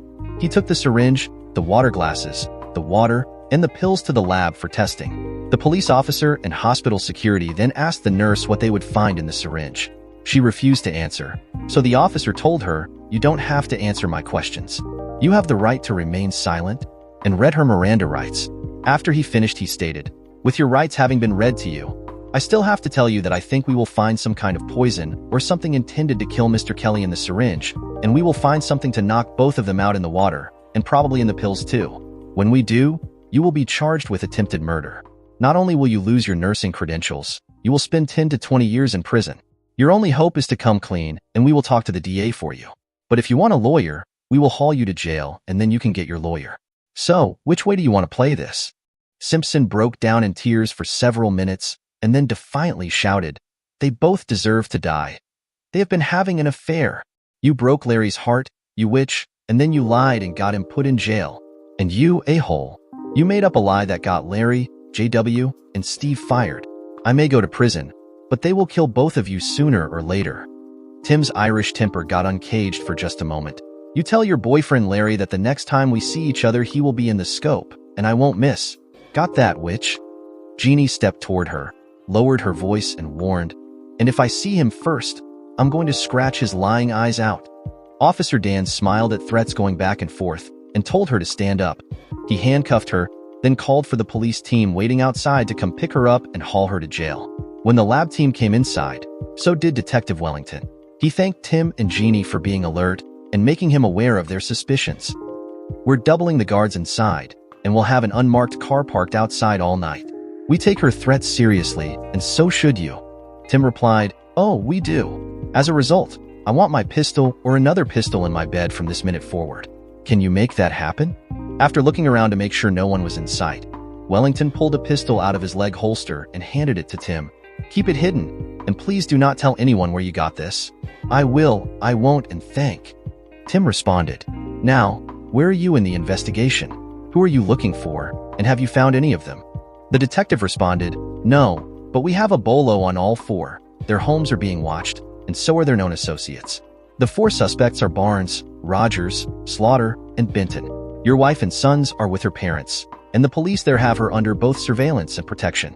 They will react immediately if anyone comes to their house, or if Mrs. Kelly leaves. So far, only her mother has left the grounds, and she only went to go get groceries.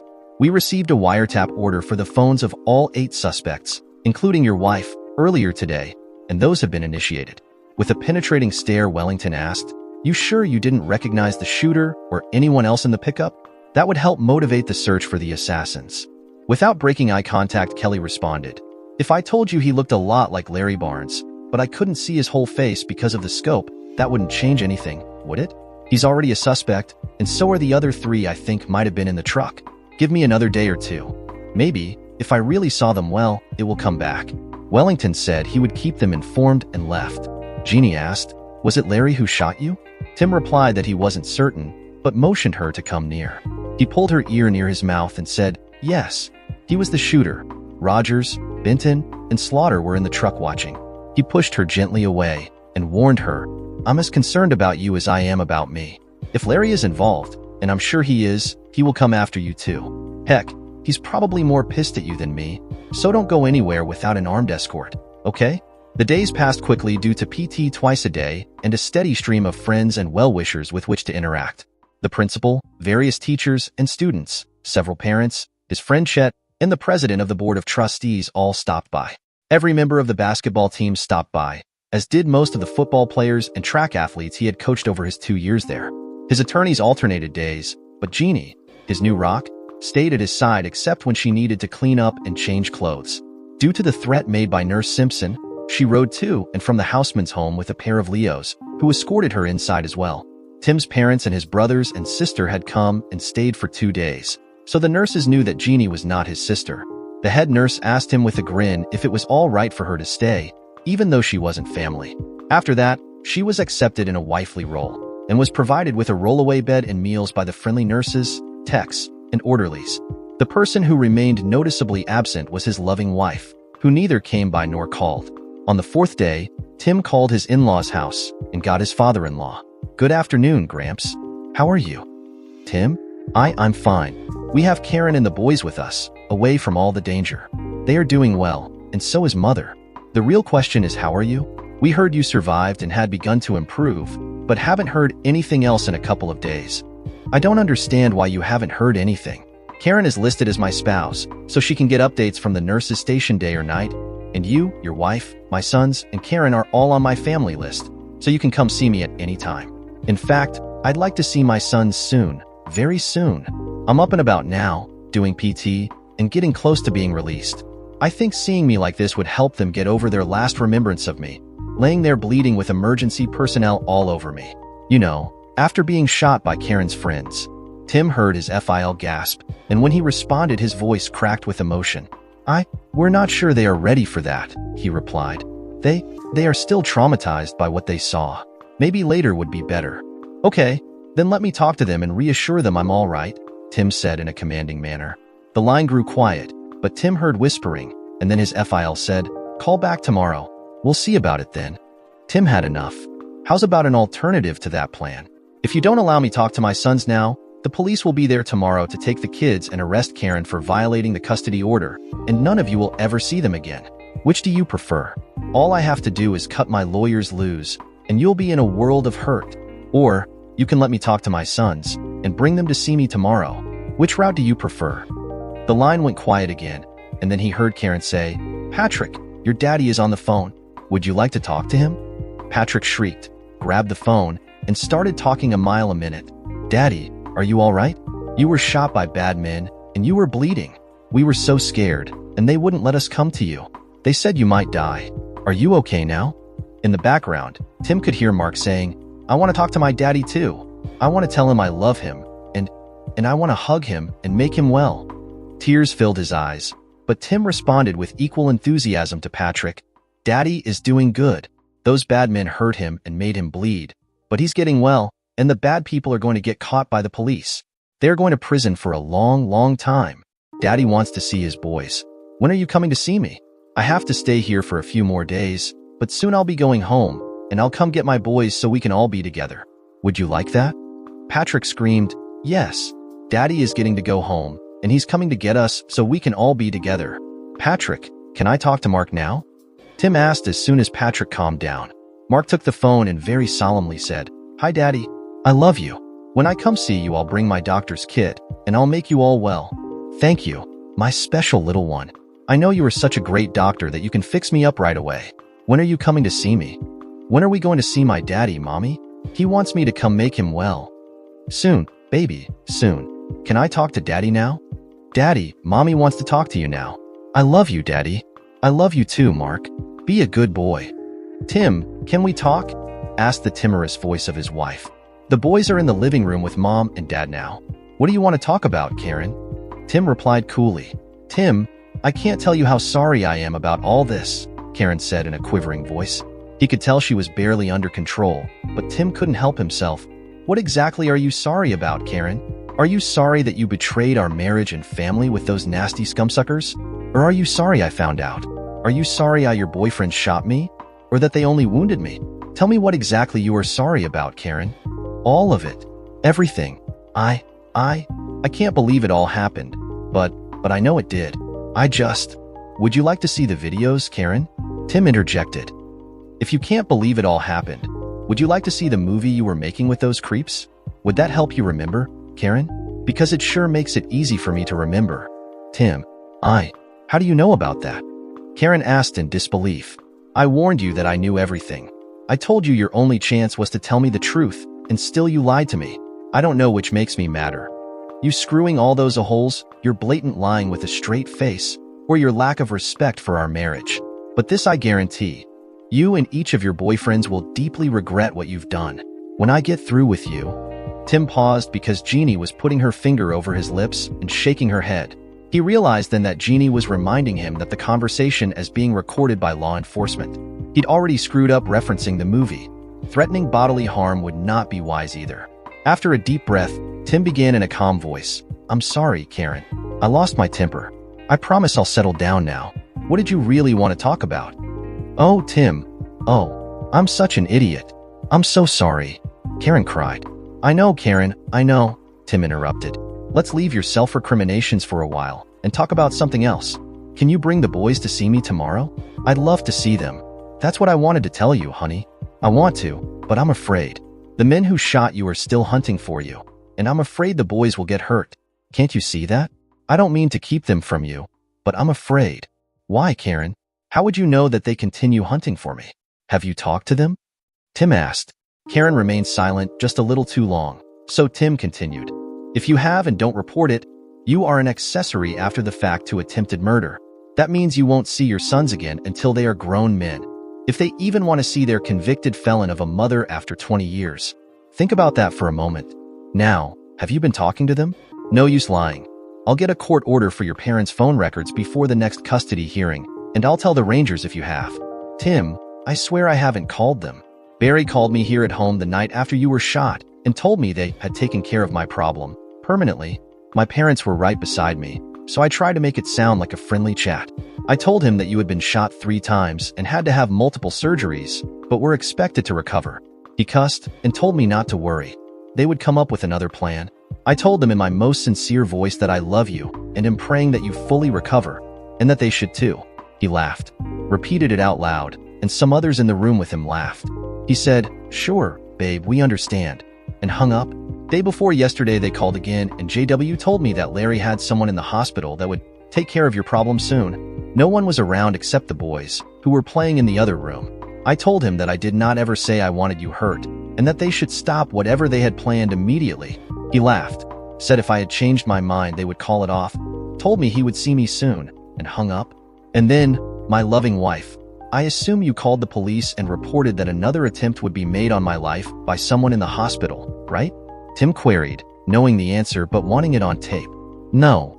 I told them to stop and they said they would, she replied. Didn't they? Actually, your honest and forthright lovers did make another attempt on my life, last night, in spite of assuring you they wouldn't. A nurse Larry was having an affair with tried to knock me out with something in my water and then kill me with an injection. Has it possibly crossed your mind yet that they can't be trusted, my loving and caring wife? Perhaps it's time for you to call the police and come clean. Or is there more?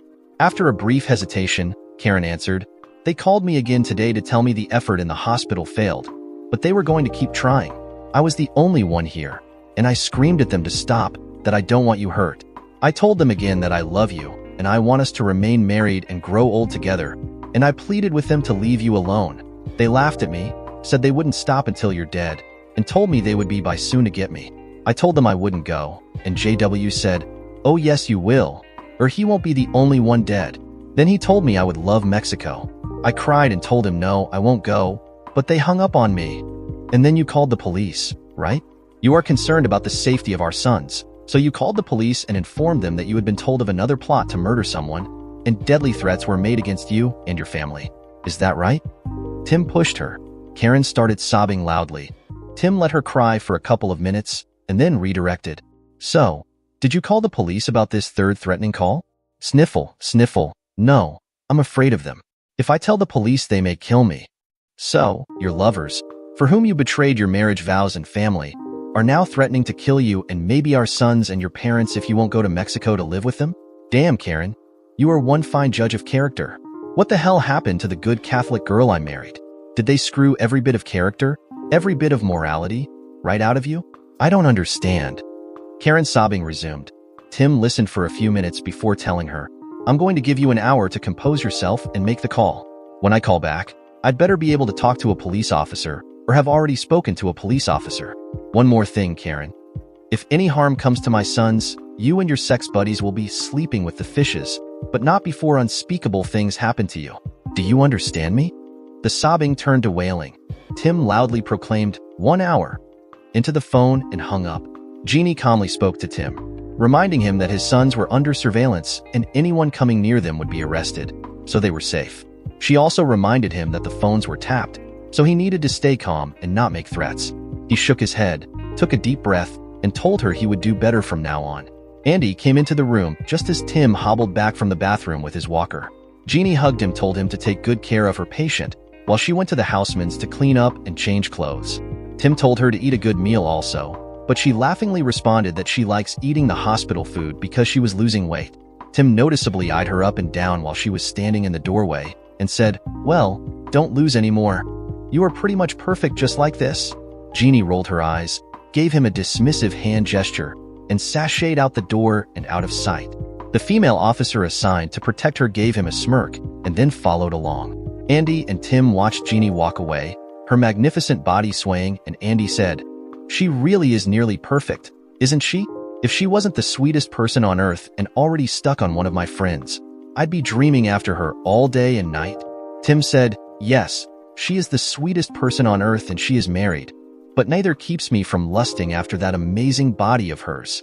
Well, now that you've confessed, I might have been overstating the purity of my thoughts a bit, Andy admitted. The friends laughed. Andy was closest when the phone rang, so he answered. He identified the caller to Tim as the police chief of Karen's hometown and handed him the phone. Hello, Chief, Tim answered. I just had a very interesting call from your father-in-law and wife. It was a call I was hoping to get, after the way you laid the law down when you called her, so I was very pleased. When she told me everything she told you, and a little more, I was even more pleased. We probably could charge her with impeding an investigation or something, but I'm planning to hold that card in case I need it later. You good with that? Tim answered, Chief Lewis, I'm good with however you want to play this. I just want the SOBs caught, tried, and imprisoned. I've about had enough to hiding and watching. I'm ready to get this boil lanced and cleaned out. Chief Lewis replied, that's a colorful way to describe your problem. You do realize it would be better if the surgeon were someone in law enforcement rather than a private citizen, right? Of course, Chief, Tim answered, paused, and continued. That said, I'm tired of being hunted, shot at, and drugged. Like an old grizzly, I'll only allow a certain amount of aggravation before I rear up and fight back. You understand that, right? I do. Just make sure you're cornered before that happens. When a grizzly starts hunting, it scares a lot of people. Now, you get some rest, and let me talk to that fancy attorney of yours for a minute, please. Here he is, Chief, and happy hunting, Tim proclaimed. Mr. Robbins, I believe. We haven't met, but my colleagues in Austin and Williamson County think pretty highly of you. For a lawyer, the chief said with a chuckle. I'm honored to know that, Chief. How can I help you? Andy inquired. Any chance you and his other 2 lawyers, and maybe his new best friend, can talk some sense into your client? I know him by reputation because I checked him out when he married the mayor's daughter. Everyone who knows him says he's a fine man, but, shall we say, a bit vengeful when he or his friends are wronged. He's got plenty of cause this time, and I was listening when he was giving his wife what for. I can tell he's about to go off the reservation and start mucking things up if we don't catch these guys pretty soon. In fact, my guess is we'd be trying to find their killers instead of them if he hadn't gotten hurt. The best friend you can have, and the worst enemy, the sheriff in his home county said with a bit of awe. Still, me, my guys, the Austin and Cedar Park police, hell, even the Texas Rangers, want to find and prosecute these SOBs nearly as bad as he does. What we don't want to do is prosecute your client because he ran out of patience with us and took things into his own hands. I hear you, Chief. We'll do our best, but like you said, patience is not one of his many virtues. The quicker they are behind bars, the safer they will be, Andy responded. The chief promised they were acting with maximum expediency and hung up. Chief thinks you might be getting close to going off the reservation, as he put it. You aren't, are you? You've got to give them time to do their jobs, Andy pleaded. Tim's angry voice answered, I've been shot. Jeannie has been beat to hell. They tried to poison us both. And now they are threatening my sons, their mother, and her parents. Law enforcement can't find them, but they seem to know everything that goes on in this hospital and at Karen's parents' house. How much longer do they want me to wait? Until they kill my sons and me? I don't think so. When I get out of here, I'm going proactive. The wounded grizzly has been cornered. It's time to turn and fight. Andy sighed, but he knew his client, and there would be no stopping him once he was able to become the hunter rather than the hunted. He considered asking the doctors to keep him a few extra days, but Tim was a bit of a sitting duck here. Better that he is at the Houseman's with his guns for his own protection and for Jeannie's. Just then, Chet arrived. He greeted Andy and Tim. They embraced, and he took the remaining chair after Tim returned to his bed. The friends relaxed and caught up on things. Turns out Alan and Benton were busy proclaiming their innocence to the school board, until Andy played the recording from Tim's house. They then gave everyone a cussing, verbally resigned, and stormed out. Their resignations were accepted immediately after the board came back into open session and notice of vacancy was posted. Ward and Hughes were fired for cause. Rogers and Slaughter were also terminated for cause, even though they had submitted letters of resignation right before the meeting. The resignations were unanimously rejected, the terminations unanimously approved, and their actions were reported to the Commissioner of Education. The educational careers of all 4 men were basically finished. The executive session included discussion of the status of Karen Kelly, but the possibility that she had been forced into the situation kept them from moving to terminate her. The assistant superintendent for finance was made acting superintendent, and Chet was reassigned from high school assistant principal to acting elementary principal. He said he loved his new job and informed Tim that Karen had resigned effective the Friday after he was shot due to a family emergency. Her resignation had been accepted by the acting superintendent, and her position had been filled by a midterm UT graduate. No action against her certificate was being considered. Benton's wife filed for divorce under the terms of their prenup, asking for an 80-20 split due to his infidelity. Alan's wife didn't have a prenup, but she used the same attorney and same approach. Slaughter's wife resigned as a teacher, effective immediately, and hadn't been seen or heard from since. Larry Barnes was suspended from his job with the city of Austin after a fugitive warrant was issued because he failed to appear at a legal hearing regarding the spousal abuse charges. Jeannie had filed for divorce, but he hadn't been served because he couldn't be found. Barnes, Slaughter, Rogers, and Benton were wanted for questioning regarding Tim's attempted murder, but, despite the efforts of the combined law enforcement agencies involved, they had disappeared. The Housemans hired a private security service to patrol their home and grounds, and they wanted Tim to return to their home when he was released. Tim was explaining to Andy why he thought he should go home rather than to Jimmy and Patty's house, but he lost his train of thought when a blonde vision appeared and stopped in his doorway. With a nervous smile that became a smirk when she saw the 3 men gawking with open mouths, she stood, hand on hip, balanced on her 4-inch white heels, and posed like a runway model. The bright blue halter dress hugged her body all the way to mid-thigh, where it abruptly ended. The halter top exposed her graceful neck, shoulders. The back was cut almost to her waist. Chet and Andy jumped up, invited her in, and offered their chairs. She wiggled her way into the room on the high heels, gave Chet and Andy kisses on their cheeks, but declined their kind offers, saying she would just sit on the bed beside Tim, who remained silently stunned. The vision approached his bed, leaned over, and gave him a kiss on the cheek. Andy and Chet were wide-eyed at the view offered when she leaned over. "Cat got your tongue?" she asked with an innocent smile. After a short hesitation, he raised an eyebrow and asked, "Okay, who are you?" She pursed her red lips, gave him a fake pouty look, and asked, "Whatever do you mean? I only left a few minutes ago, and you've already forgotten me?" Tim slowly gave her a thorough examination from head to toe, and then replied, "The pretty blonde who left here a couple of hours ago wearing jeans and a sweatshirt is a friend.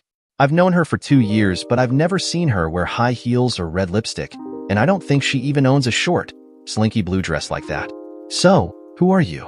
Andy and Chet chimed in, with corny lines like, "Are you a movie star? And did it hurt when you fell from heaven?" Jeannie beamed with pride, but responded with forced indignation. "Can a girl even wear a dress around you horn dogs without getting hit on with cheesy lines? Not when she looks like that." Chet replied, and then lowered his voice, "Say, sweetie, I'm about to go eat at a steakhouse down the road, enjoy a few drinks, and then move to the nightclub next door to dance the night away. Wouldn't you like to get out of this boring hospital and join me for a night of culinary and dance delight?" Jeannie turned her back to the bed, stepped on the stool, and lowered herself onto the bed beside Tim's good leg. She gave the boys a coquettish look before pulling the hem down a bit and turned to Tim. "I have a very nice offer for my companionship tonight. Can you beat dinner, drinks, and dancing, or should I go out with Chet?" Tim was leaning to his right, leering at her lovely legs, which he reached out and stroked. "I don't think they will let me out of here to take you dancing, but if you stay, I'll certainly try to make it worth your while. And down the road a few days, your sacrifice tonight will be well worth the wait. So, I can take the offer of immediate pleasure that is on the table or a vague offer of fun things that might happen in the future. Can you be more specific?" Jeannie riposted. "Lean over and let me whisper in your ear," Tim urged. While he talked into her ear, Andy and Chet watched enviously. He stopped whispering, swirled his tongue in her ear, and tugged on her earlobe with his teeth. Jeannie looked amused as she turned back to Chet. "Would you give me a rain check on that offer, Chet? I'd love to go out for dinner and dancing, but Tim reminded me that I promised I'd take care of him tonight. I never welch on my obligations, so I'll have to pass, but perhaps another time, when Tim doesn't need me." Chet snorted. "He's fine, Jeannie. There are nurses and doctors all over the place, and he's practically well anyway. Remember, they are releasing him soon." His words and voice were enticing, but the smile around his eyes said he was just teasing his friend. Andy upped the ante. "How about the both of us take you out? Kind of a double date, you know, to make sure you get to dance every dance. We can flip for which one gets to take you home afterward." "Or," Chet interjected, "maybe we could both take you home and get a goodnight kiss or two. Much better offer than a hospital room with a cripple who has a bad attitude, don't you think?" Tim raised his hand behind Jeannie and gave them the bird, while not so quietly saying, "You know they are both practiced liars and seducers, don't you? You couldn't trust either of them alone in a car with you, much less both. And you notice they said, take you home, not take you to your home. You can't trust them. Me, on the other hand, you know you can trust." Ignoring Tim, Jeannie sincerely replied, "As wonderful as your offers are, boys, I'm still recovering myself, and I think I'd do better to stay here and rest. Tim will probably be asleep soon, and then I can rest up too." They both shook their heads and laughed as they got up and headed for the door. Chet stopped and stated, "Don't let him convince you his motives are any purer than ours. He's been sniffing around you at school for 2 years, and that was with you wearing coaching sweats or tailored pantsuits. I think you can imagine what his plans are for your little blue dress." Tim openly flipped them off this time, and they all laughed. The PT sessions were getting more strenuous each day, and this morning's was the worst yet. Nonetheless, his gains continued on a path that had the therapist smiling. He congratulated Tim and said he would consider recommending his release, but first he would have to promise he'd make every scheduled PT session at the center. Tim promised he would with a big smile, and walked back to his room carrying his walker in front of him.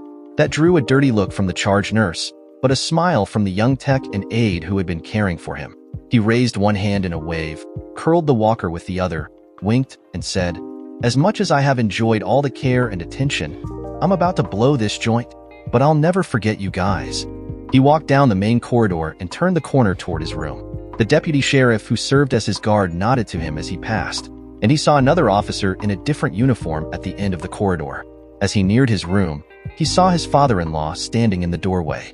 He startled him by clasping him on the back and stepped around him into the room. His two young sons exploded off his bed and ran pell-mell toward him with their mother and grandmother shouting for them to be careful and not hurt Daddy. Tim held out his right arm to capture the older boy and hoist him up for a hug and kiss, while his little brother hugged his leg. Tears came to Tim's eyes, but he blinked them away and enthusiastically greeted his prized sons. Setting Patrick down, he raised baby Mark up to hug and kiss him. Mark hugged him tightly, put his head on his shoulder, and said, "I missed you, Daddy. Can you go home now?" Patrick echoed, "Yeah. Can you go home and play with us now, Daddy? We will see, boys. The doctor is supposed to come by this afternoon to tell me when I can leave. Are you going to stay and eat lunch with me? Maybe he will come by after we eat." The boys turned to their mother and asked in unison, "Are we eating with Daddy?" Tim's eyes turned to Karen, who was standing across the room near his bed. His breath caught at the sight of the woman to whom he had given his heart and his trust, his wife and the mother of his precious children. The tracks of the tears she was wiping from her cheeks did nothing to diminish her breathtaking beauty.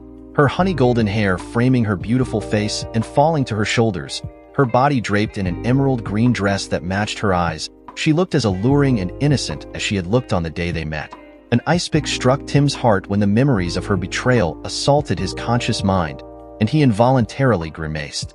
Karen had reacted with joy to the look of love he first gave her, but that turned to a look of with despair as she recognized the pain in his eyes. "Tim, I'm so sorry," she murmured.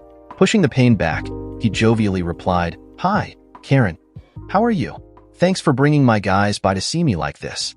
I know you've been busy, and I appreciate you and your parents taking the time to drive all the way to the hospital. Hello, Granny. Good to see you too. I hope you're feeling well." Patrick pulled on his pants leg and exclaimed, Daddy, our policeman came with us. He watches our house and he goes places with us to keep the bad men away." Tim looked at Grandpa and asked, "So, no problems driving in?" His FIL replied, "None at all. It's good to see you up and around. Are your wounds healing quickly, then?" Tim replied that all three are healing well, and his physical therapy is going so well he expects to be released today or tomorrow. Before his FIL answered, Karen interjected, "Then can you ride back with us today? Mom and I can take good care of you, and your sons will be delighted to be with you." His sons loudly endorsed the idea of Daddy coming home with them, but Tim just replied, "That sounds like a good idea, Karen. Why don't you and I talk about it in a little while?" The med tech stuck her head in the door and asked if he would like his meal served in his room, or would prefer to eat in the cafeteria with his family. His sons replied loudly on his behalf, so he nodded and thanked her. "Boys, why don't you and your grandparents go to the cafeteria and get us a nice table? Mommy and I will be there in a few minutes, okay?" The boys grabbed their grandparents' hands and pulled them down the hall. Tim turned to Karen and said, "I'm going to decline the offer to come home with you. Not for the reason you think, but for two very good reasons. 1, my PT is nearby, and 2, as long as I'm being hunted, I don't want to draw fire toward our sons and your parents. You're fucked? The guys hunting me are capable of anything, including firing randomly into the house, or setting it on fire, or blowing it up. Do you understand? I'm not willing to increase your exposure to danger by living with all of you. That's all. At some point, you and I will sit down and talk through what happened. But right now I need to heal, and we all need to stay alive. We have to break it to the boys gently, before you get ready to return to your parents' house. But let's enjoy lunch and let them roam around a bit. I'm supposed to exercise and walk anyway." Karen's emotions were mapped on her face as he talked. Fear when he kept her there, sadness when he said he wouldn't come home, hope mixed with fear when he told her the reasons he wouldn't, and pure hope when he said they would talk soon. She knew she had no defense, but at least he was willing to listen to her now, or at least soon. That offered more hope than she had dared pray for. If nothing else, she could properly apologize. Lunch was relaxed and fun, even with our policeman watching over their table. They walked around the grounds in the mild spring weather for a while, and then took seats around a big picnic table. The boys caught Daddy up on all they had been doing. His mother-in-law added a couple of anecdotes and stories about the boys, and Gramps asked him if he was returning to his job when he felt well enough. He replied that he didn't know. It depended on whether the assassins had been caught. Gramps then asked whether he could handle the mortgage if Karen didn't return to work. He answered that he could. The deputy interrupted after about 90 minutes to request that they start back before the rush hour traffic began, and they somewhat reluctantly agreed. Tim could tell everyone, including his in-laws, wanted to return to a time before Karen did what she did, when they were a big, happy, extended family, and he was their favorite son-in-law. He wished them well, shook Gramps' hand, kissed Granny and Karen on the cheek, and hugged and kissed his boys. The deputy assigned to their safety led them away, and Tim turned to see the deputy assigned to him watching. When he returned inside, he saw the deputy on the phone, and the man looked guilty when Tim came toward him. It wasn't much to go on, but Tim had a bad feeling about that call. He was tired now, and the walker was coming in handy as he traversed the long corridor back toward his room. When he got to the nurse's station, one called out to him, directing him to the conference room to the right of the station. He entered, to find his doctor waiting with his file and a stack of papers. Dr. Collins announced jubilantly that Tim was being released today at 6 o'clock, on the condition that he follow doctor's orders and do the PT as scheduled. He readily agreed, and was presented with the stack of papers marked for his signature. As he sat and signed, he noticed his security had again disappeared, returning after only a few minutes. Was that a restroom break, or something more sinister? Tim wasn't sure, but he asked to stay and used the phone when the doctor left. He immediately called the Texas Ranger assigned to his case, and quietly disclosed his concern with his back to the door. Ranger Boyd listened, and then said, "Well, that would explain a lot, wouldn't it? Seems like they've stayed one jump ahead of us throughout the chase, and we were wondering if we had a mole. Let me look into it, and I'll get back to you. Do you think you can talk on the phone in your room?" Tim replied that concerned him, but to call, let it ring twice, then hang up. He would leave the room and return the call from the conference room. Just as they were saying their goodbyes, Ranger Boyd excitedly said to stay on the line. Something had come up and he needed to check it out and then talk to Tim. His heart was racing while he waited, but it went into overdrive when he was told an attempt had been made to force the deputy guarding his family off the road, but he had outmaneuvered them and gotten away safely. Police from around the area were searching for the car used by the assailants, which had stolen license tags.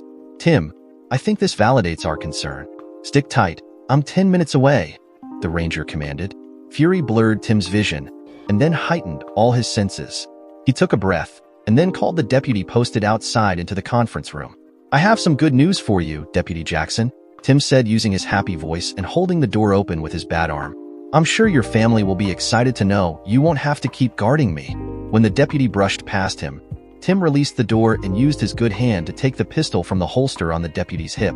"But the next few minutes will determine whether you ever see them again," Tim warned, with steely anger in his voice. Tim cocked the .38 caliber S&W police special revolver and pointed it at the neck of the deputy, who had taken a step away and turned. He stood still, with alarm in his eyes and both hands raised. "We're going to play 20 questions while we wait for Ranger Boyd, who is on his way. When he gets here, either he will find you sitting at that desk preparing to tell him, in detail, exactly what has been going on, or he will find you in a pool of blood on the floor after you tried to kill me and I, somehow, got your pistol away and killed you with it. So, Deputy Jackson, are you prepared to answer my 20 questions honestly, completely, and exactly? Or did your family tell you goodbye for the last time when you left home this morning?" Jackson looked sick and confused. He was terrified by the words he had just heard, but he was still wondering if he could somehow grab the gun and regain control of the situation. "No, you can't," Tim stated evenly. Seeing the confusion in Jackson's eyes, Tim explained, "You can't grab the gun before I shoot you.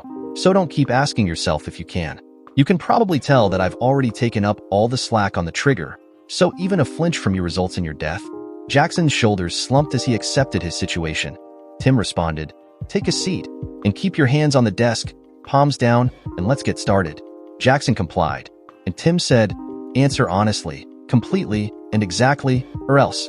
Now, who are you reporting everything to?" "The sheriff," Jackson answered in a monotone. "What were his orders?" Tim asked. "To keep an eye on you and your visitors, overhear what I can, and change out the tapes in your room before I leave." I took the tapes to him each night. Tim was only mildly surprised that he was being recorded. He wondered where the bugs were, and if the phone was bugged too. Returning his attention to Jackson, he coldly asked, "How did the a-holes know when my wife and kids were leaving, and the route they would take home today?" "I was told to call him if they came in, find out whatever I could about their plans, and call him. I chatted with the other deputy about watching your family, how he was going to keep them safe while they traveled home. He talked about the route he chose, keeping them off the main highway until they were past Manor. I called the sheriff and told him what I had learned. Did you know an attempt would be made on their lives once you shared the information?" Tim asked coldly. "No," The sheriff said he needed to know, so he could provide additional resources. He called me back a few minutes before you called me in here. He told me someone had tried to run the Leo off the road and fired shots at them, but the deputy and your family had escaped and everyone was safe. He acted as if I had done something wonderful by telling him so he could save them, but watching you with your sweet family and knowing they were attacked right after I gave him their route, well, that made me question his whole story about you. He told me he heard you were going to be released today, so I should escort you into the next county, where the other sheriff would take over. Honest to God, Coach, I had no idea what was happening. He told me you were the bad guy, that the other cops had it all wrong. He said that you had beaten your wife and threatened a couple of his acquaintances when they tried to intervene, and they shot you in self-defense.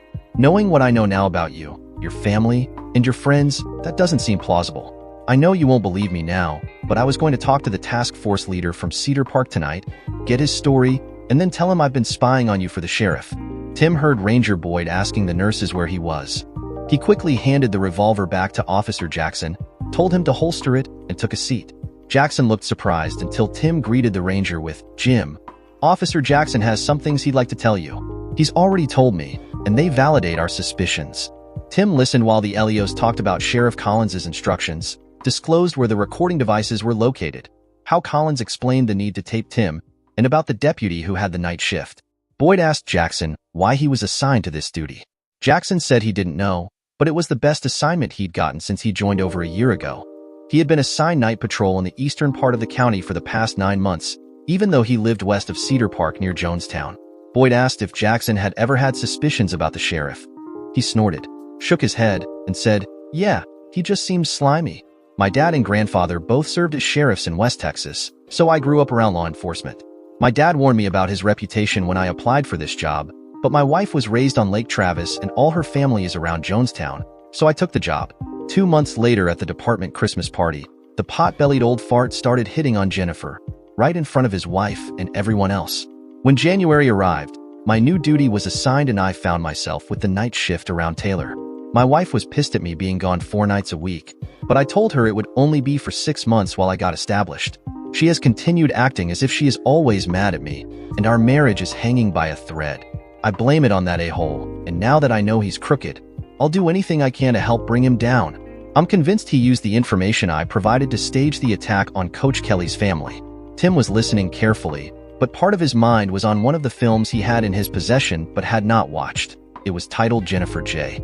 When the ranger turned back to him and started to speak, Tim interjected, "Officer Jackson, do you know any of the men who tried to kill me?" and named all of them. He said no to each until he got to Barry Benton. His face reddened and he exclaimed, "Yes, I know that slimeball. He's one of the sheriff's buddies, and he hits on my wife right in front of me too. Yes, my wife is pretty, well, I think beautiful, but his wife is gorgeous. Why would he be chasing my Jennifer?" Tim and the ranger exchanged looks, and Tim raised his eyebrows in question. "It's not something I want to do, but..." Boyd nodded, and they turned back to Jackson. "There is a chance we may be able to answer your questions, but it will require you to accompany me to another location when I'm released. I have something I want you to watch, and then we will talk some more." Boyd told Tim he needed to call his wife or her family now that they were home. Karen answered, "Are you guys all right?" Tim asked. Karen immediately began crying and replied, No, we're not all right. None of us are hurt, but we're terrified again. Tim, the driver was JW, and the guy who shot at us was that son of a witch Larry. You need to come here and stay with us and protect us." "Maybe I will, Karen, but right now I have an important question for you. We have a lead, and we may be able to end this quickly if it pans out. What you tell us is vital, so think before you answer. Did the Williamson County Sheriff ever join in your little parties at the lake?" Karen remained quiet for a few seconds, and then relied, "I hate to answer, because it opens another window into my mistakes. But, yes, he did. Twice, and he brought a young girl with him. Her name was Jennifer Johnson, or something like that. She was even more reluctant than I was, but she told me that her husband was a deputy, this was his boss, and that he told her that if she didn't do what he said her husband and her family would be in danger. I refused to do what they wanted me to do with her, hoping it would get both of us out of the mess we were in. But the sheriff told me my kids and husband might disappear too, if we didn't. She told me we should just do it, because the sheriff was a powerful and dangerous man. So what was it they wanted you to do, and did you do it?" Tim queried. Karen was quiet for a few seconds before answering, "There was a girl-on-girl scene, and then a side-by-side scene with the sheriff and Benton. They filmed both, and then the sheriff forced the girl to do JW and Steve. After that, he took her away, and JW and Steve took me home. Tim covered the speaker with his hand and told Ranger Boyd. So that is likely the tape entitled JJ plus KK. And then, with a sigh, he asked, "Are there others? You've got to start telling us the whole truth, and nothing but the truth, Karen. Your life, my life, and the lives of our sons and your parents may depend on it. So stop feeding us information one spoonful at a time. I'm putting Ranger Boyd on the line so you won't have to tell me, but damn it, tell him everything." Tim handed the phone to Boyd and moved his chair so he was on the other side of the desk near the deputy and asked, "What's your first name? I don't think anyone introduced us, or at least not while I wasn't drugged up." The deputy stuck out his hand, and as they shook he answered, "Randy. Randy Jackson. So, my wife Jennifer is the Jennifer you were talking about with your wife? She's caught up in this mess too?" "I'm not 100% certain, but I can show you the beginning of a video and we can find out. Are you up for that?" Tim asked. Randy shook his head, closed his eyes, and quietly answered, "Not really, but I need to. Will it end my marriage?" "I guess you will need to weigh her actions against her motivation.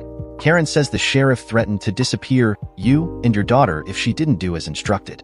Since he's your boss, perhaps she believed he could and would. What they were doing was making adult movies. No, let me revise that. They were seducing, blackmailing, and or forcing women to have sex with them in front of cameras. Yes, the dumb, misshapen, little a-holes thought they were spicy stars. That includes the sheriff, who had both my wife, Karen, and someone named Jennifer, as well as his a-hole buddy Barry Benton. I got hold of the films from a source I won't divulge, and have them under my control. If you want, I can show you a tape with Jennifer J written on the cover, and another with JJ plus KK on the cover. We'll hope neither includes your wife."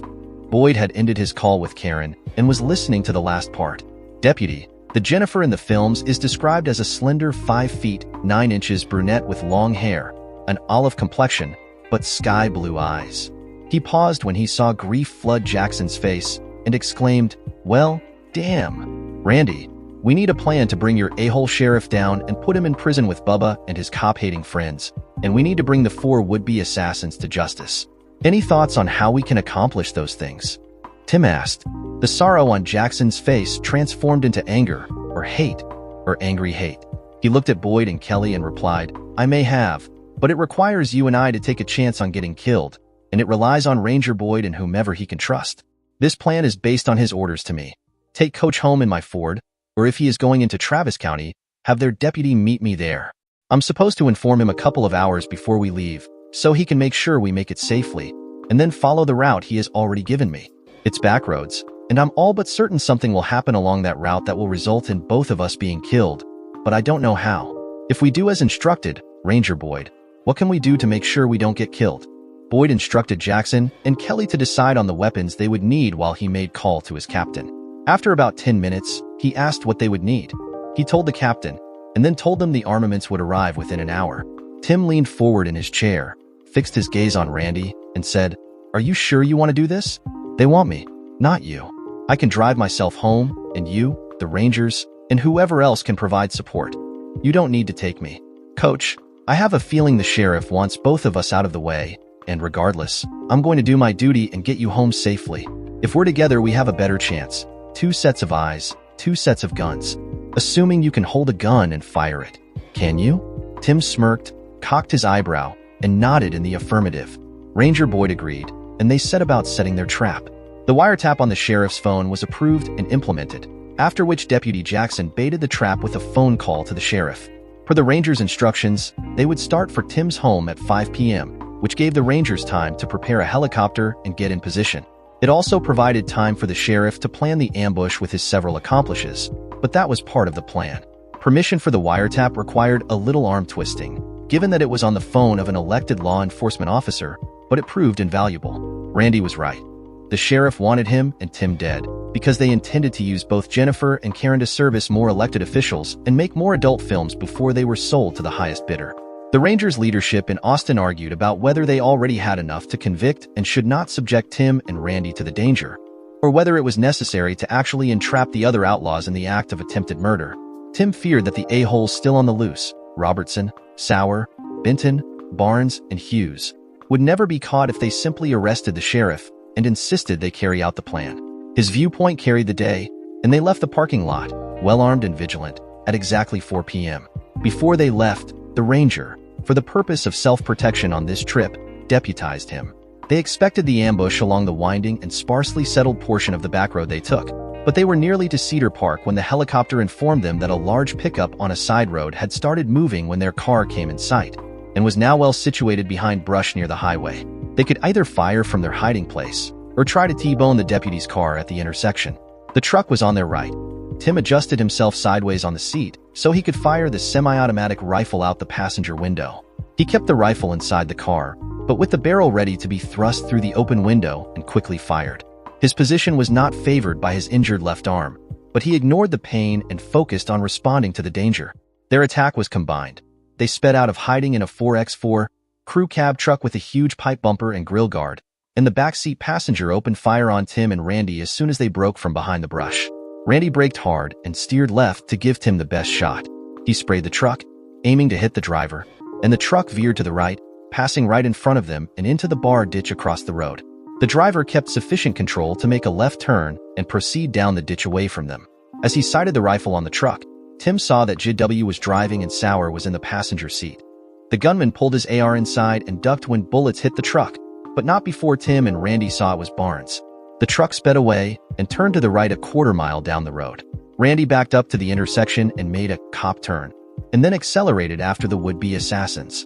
The helicopter warned that backup was 5 minutes out, and told them not to engage until it arrived. Within a minute, however, the copter reported that that truck was being parked at a retail center near Highway 620, and then they heard, "Oh, shit. They have ARs and are shooting at us. Breaking off, breaking off." Randy sped to the back of the retail center. They got out, each carrying a shotgun and a semi-automatic rifle, and made their way around the side. They spotted the truck in the middle of the lot, but no one was in sight. A car with 2 state troopers entered the lot from the other side, blocked the exit, and the troopers took position behind their cruiser. Another ranger, followed quickly by a cruiser with 2 Cedar Park police officers, pulled in behind the retail center and joined Randy and Tim. Warning them to stay put, the ranger and 2 LEOs worked their way through the parking lot to the truck, verified it was empty, and began a careful search of the 30 or so other vehicles on the lot. Randy went into the nearest store and asked if anyone saw the occupants of the truck shooting at the helicopter, and learned that all 6 people in the store were witnesses. They excitedly told him that the 5 men divided up, with 2 jumping into a black pickup and the other 3 into a dark Mercedes-Benz. Randy ran to his cruiser and radioed that information in, requesting an APB on the vehicles and warning they should be considered armed and dangerous. Tim stood outside shaking with rage. The SOBs had escaped again. Dear listeners, the next part will be out in a few hours. Meanwhile, please share your thoughts in the comments section below, and don't forget to like, share, and subscribe.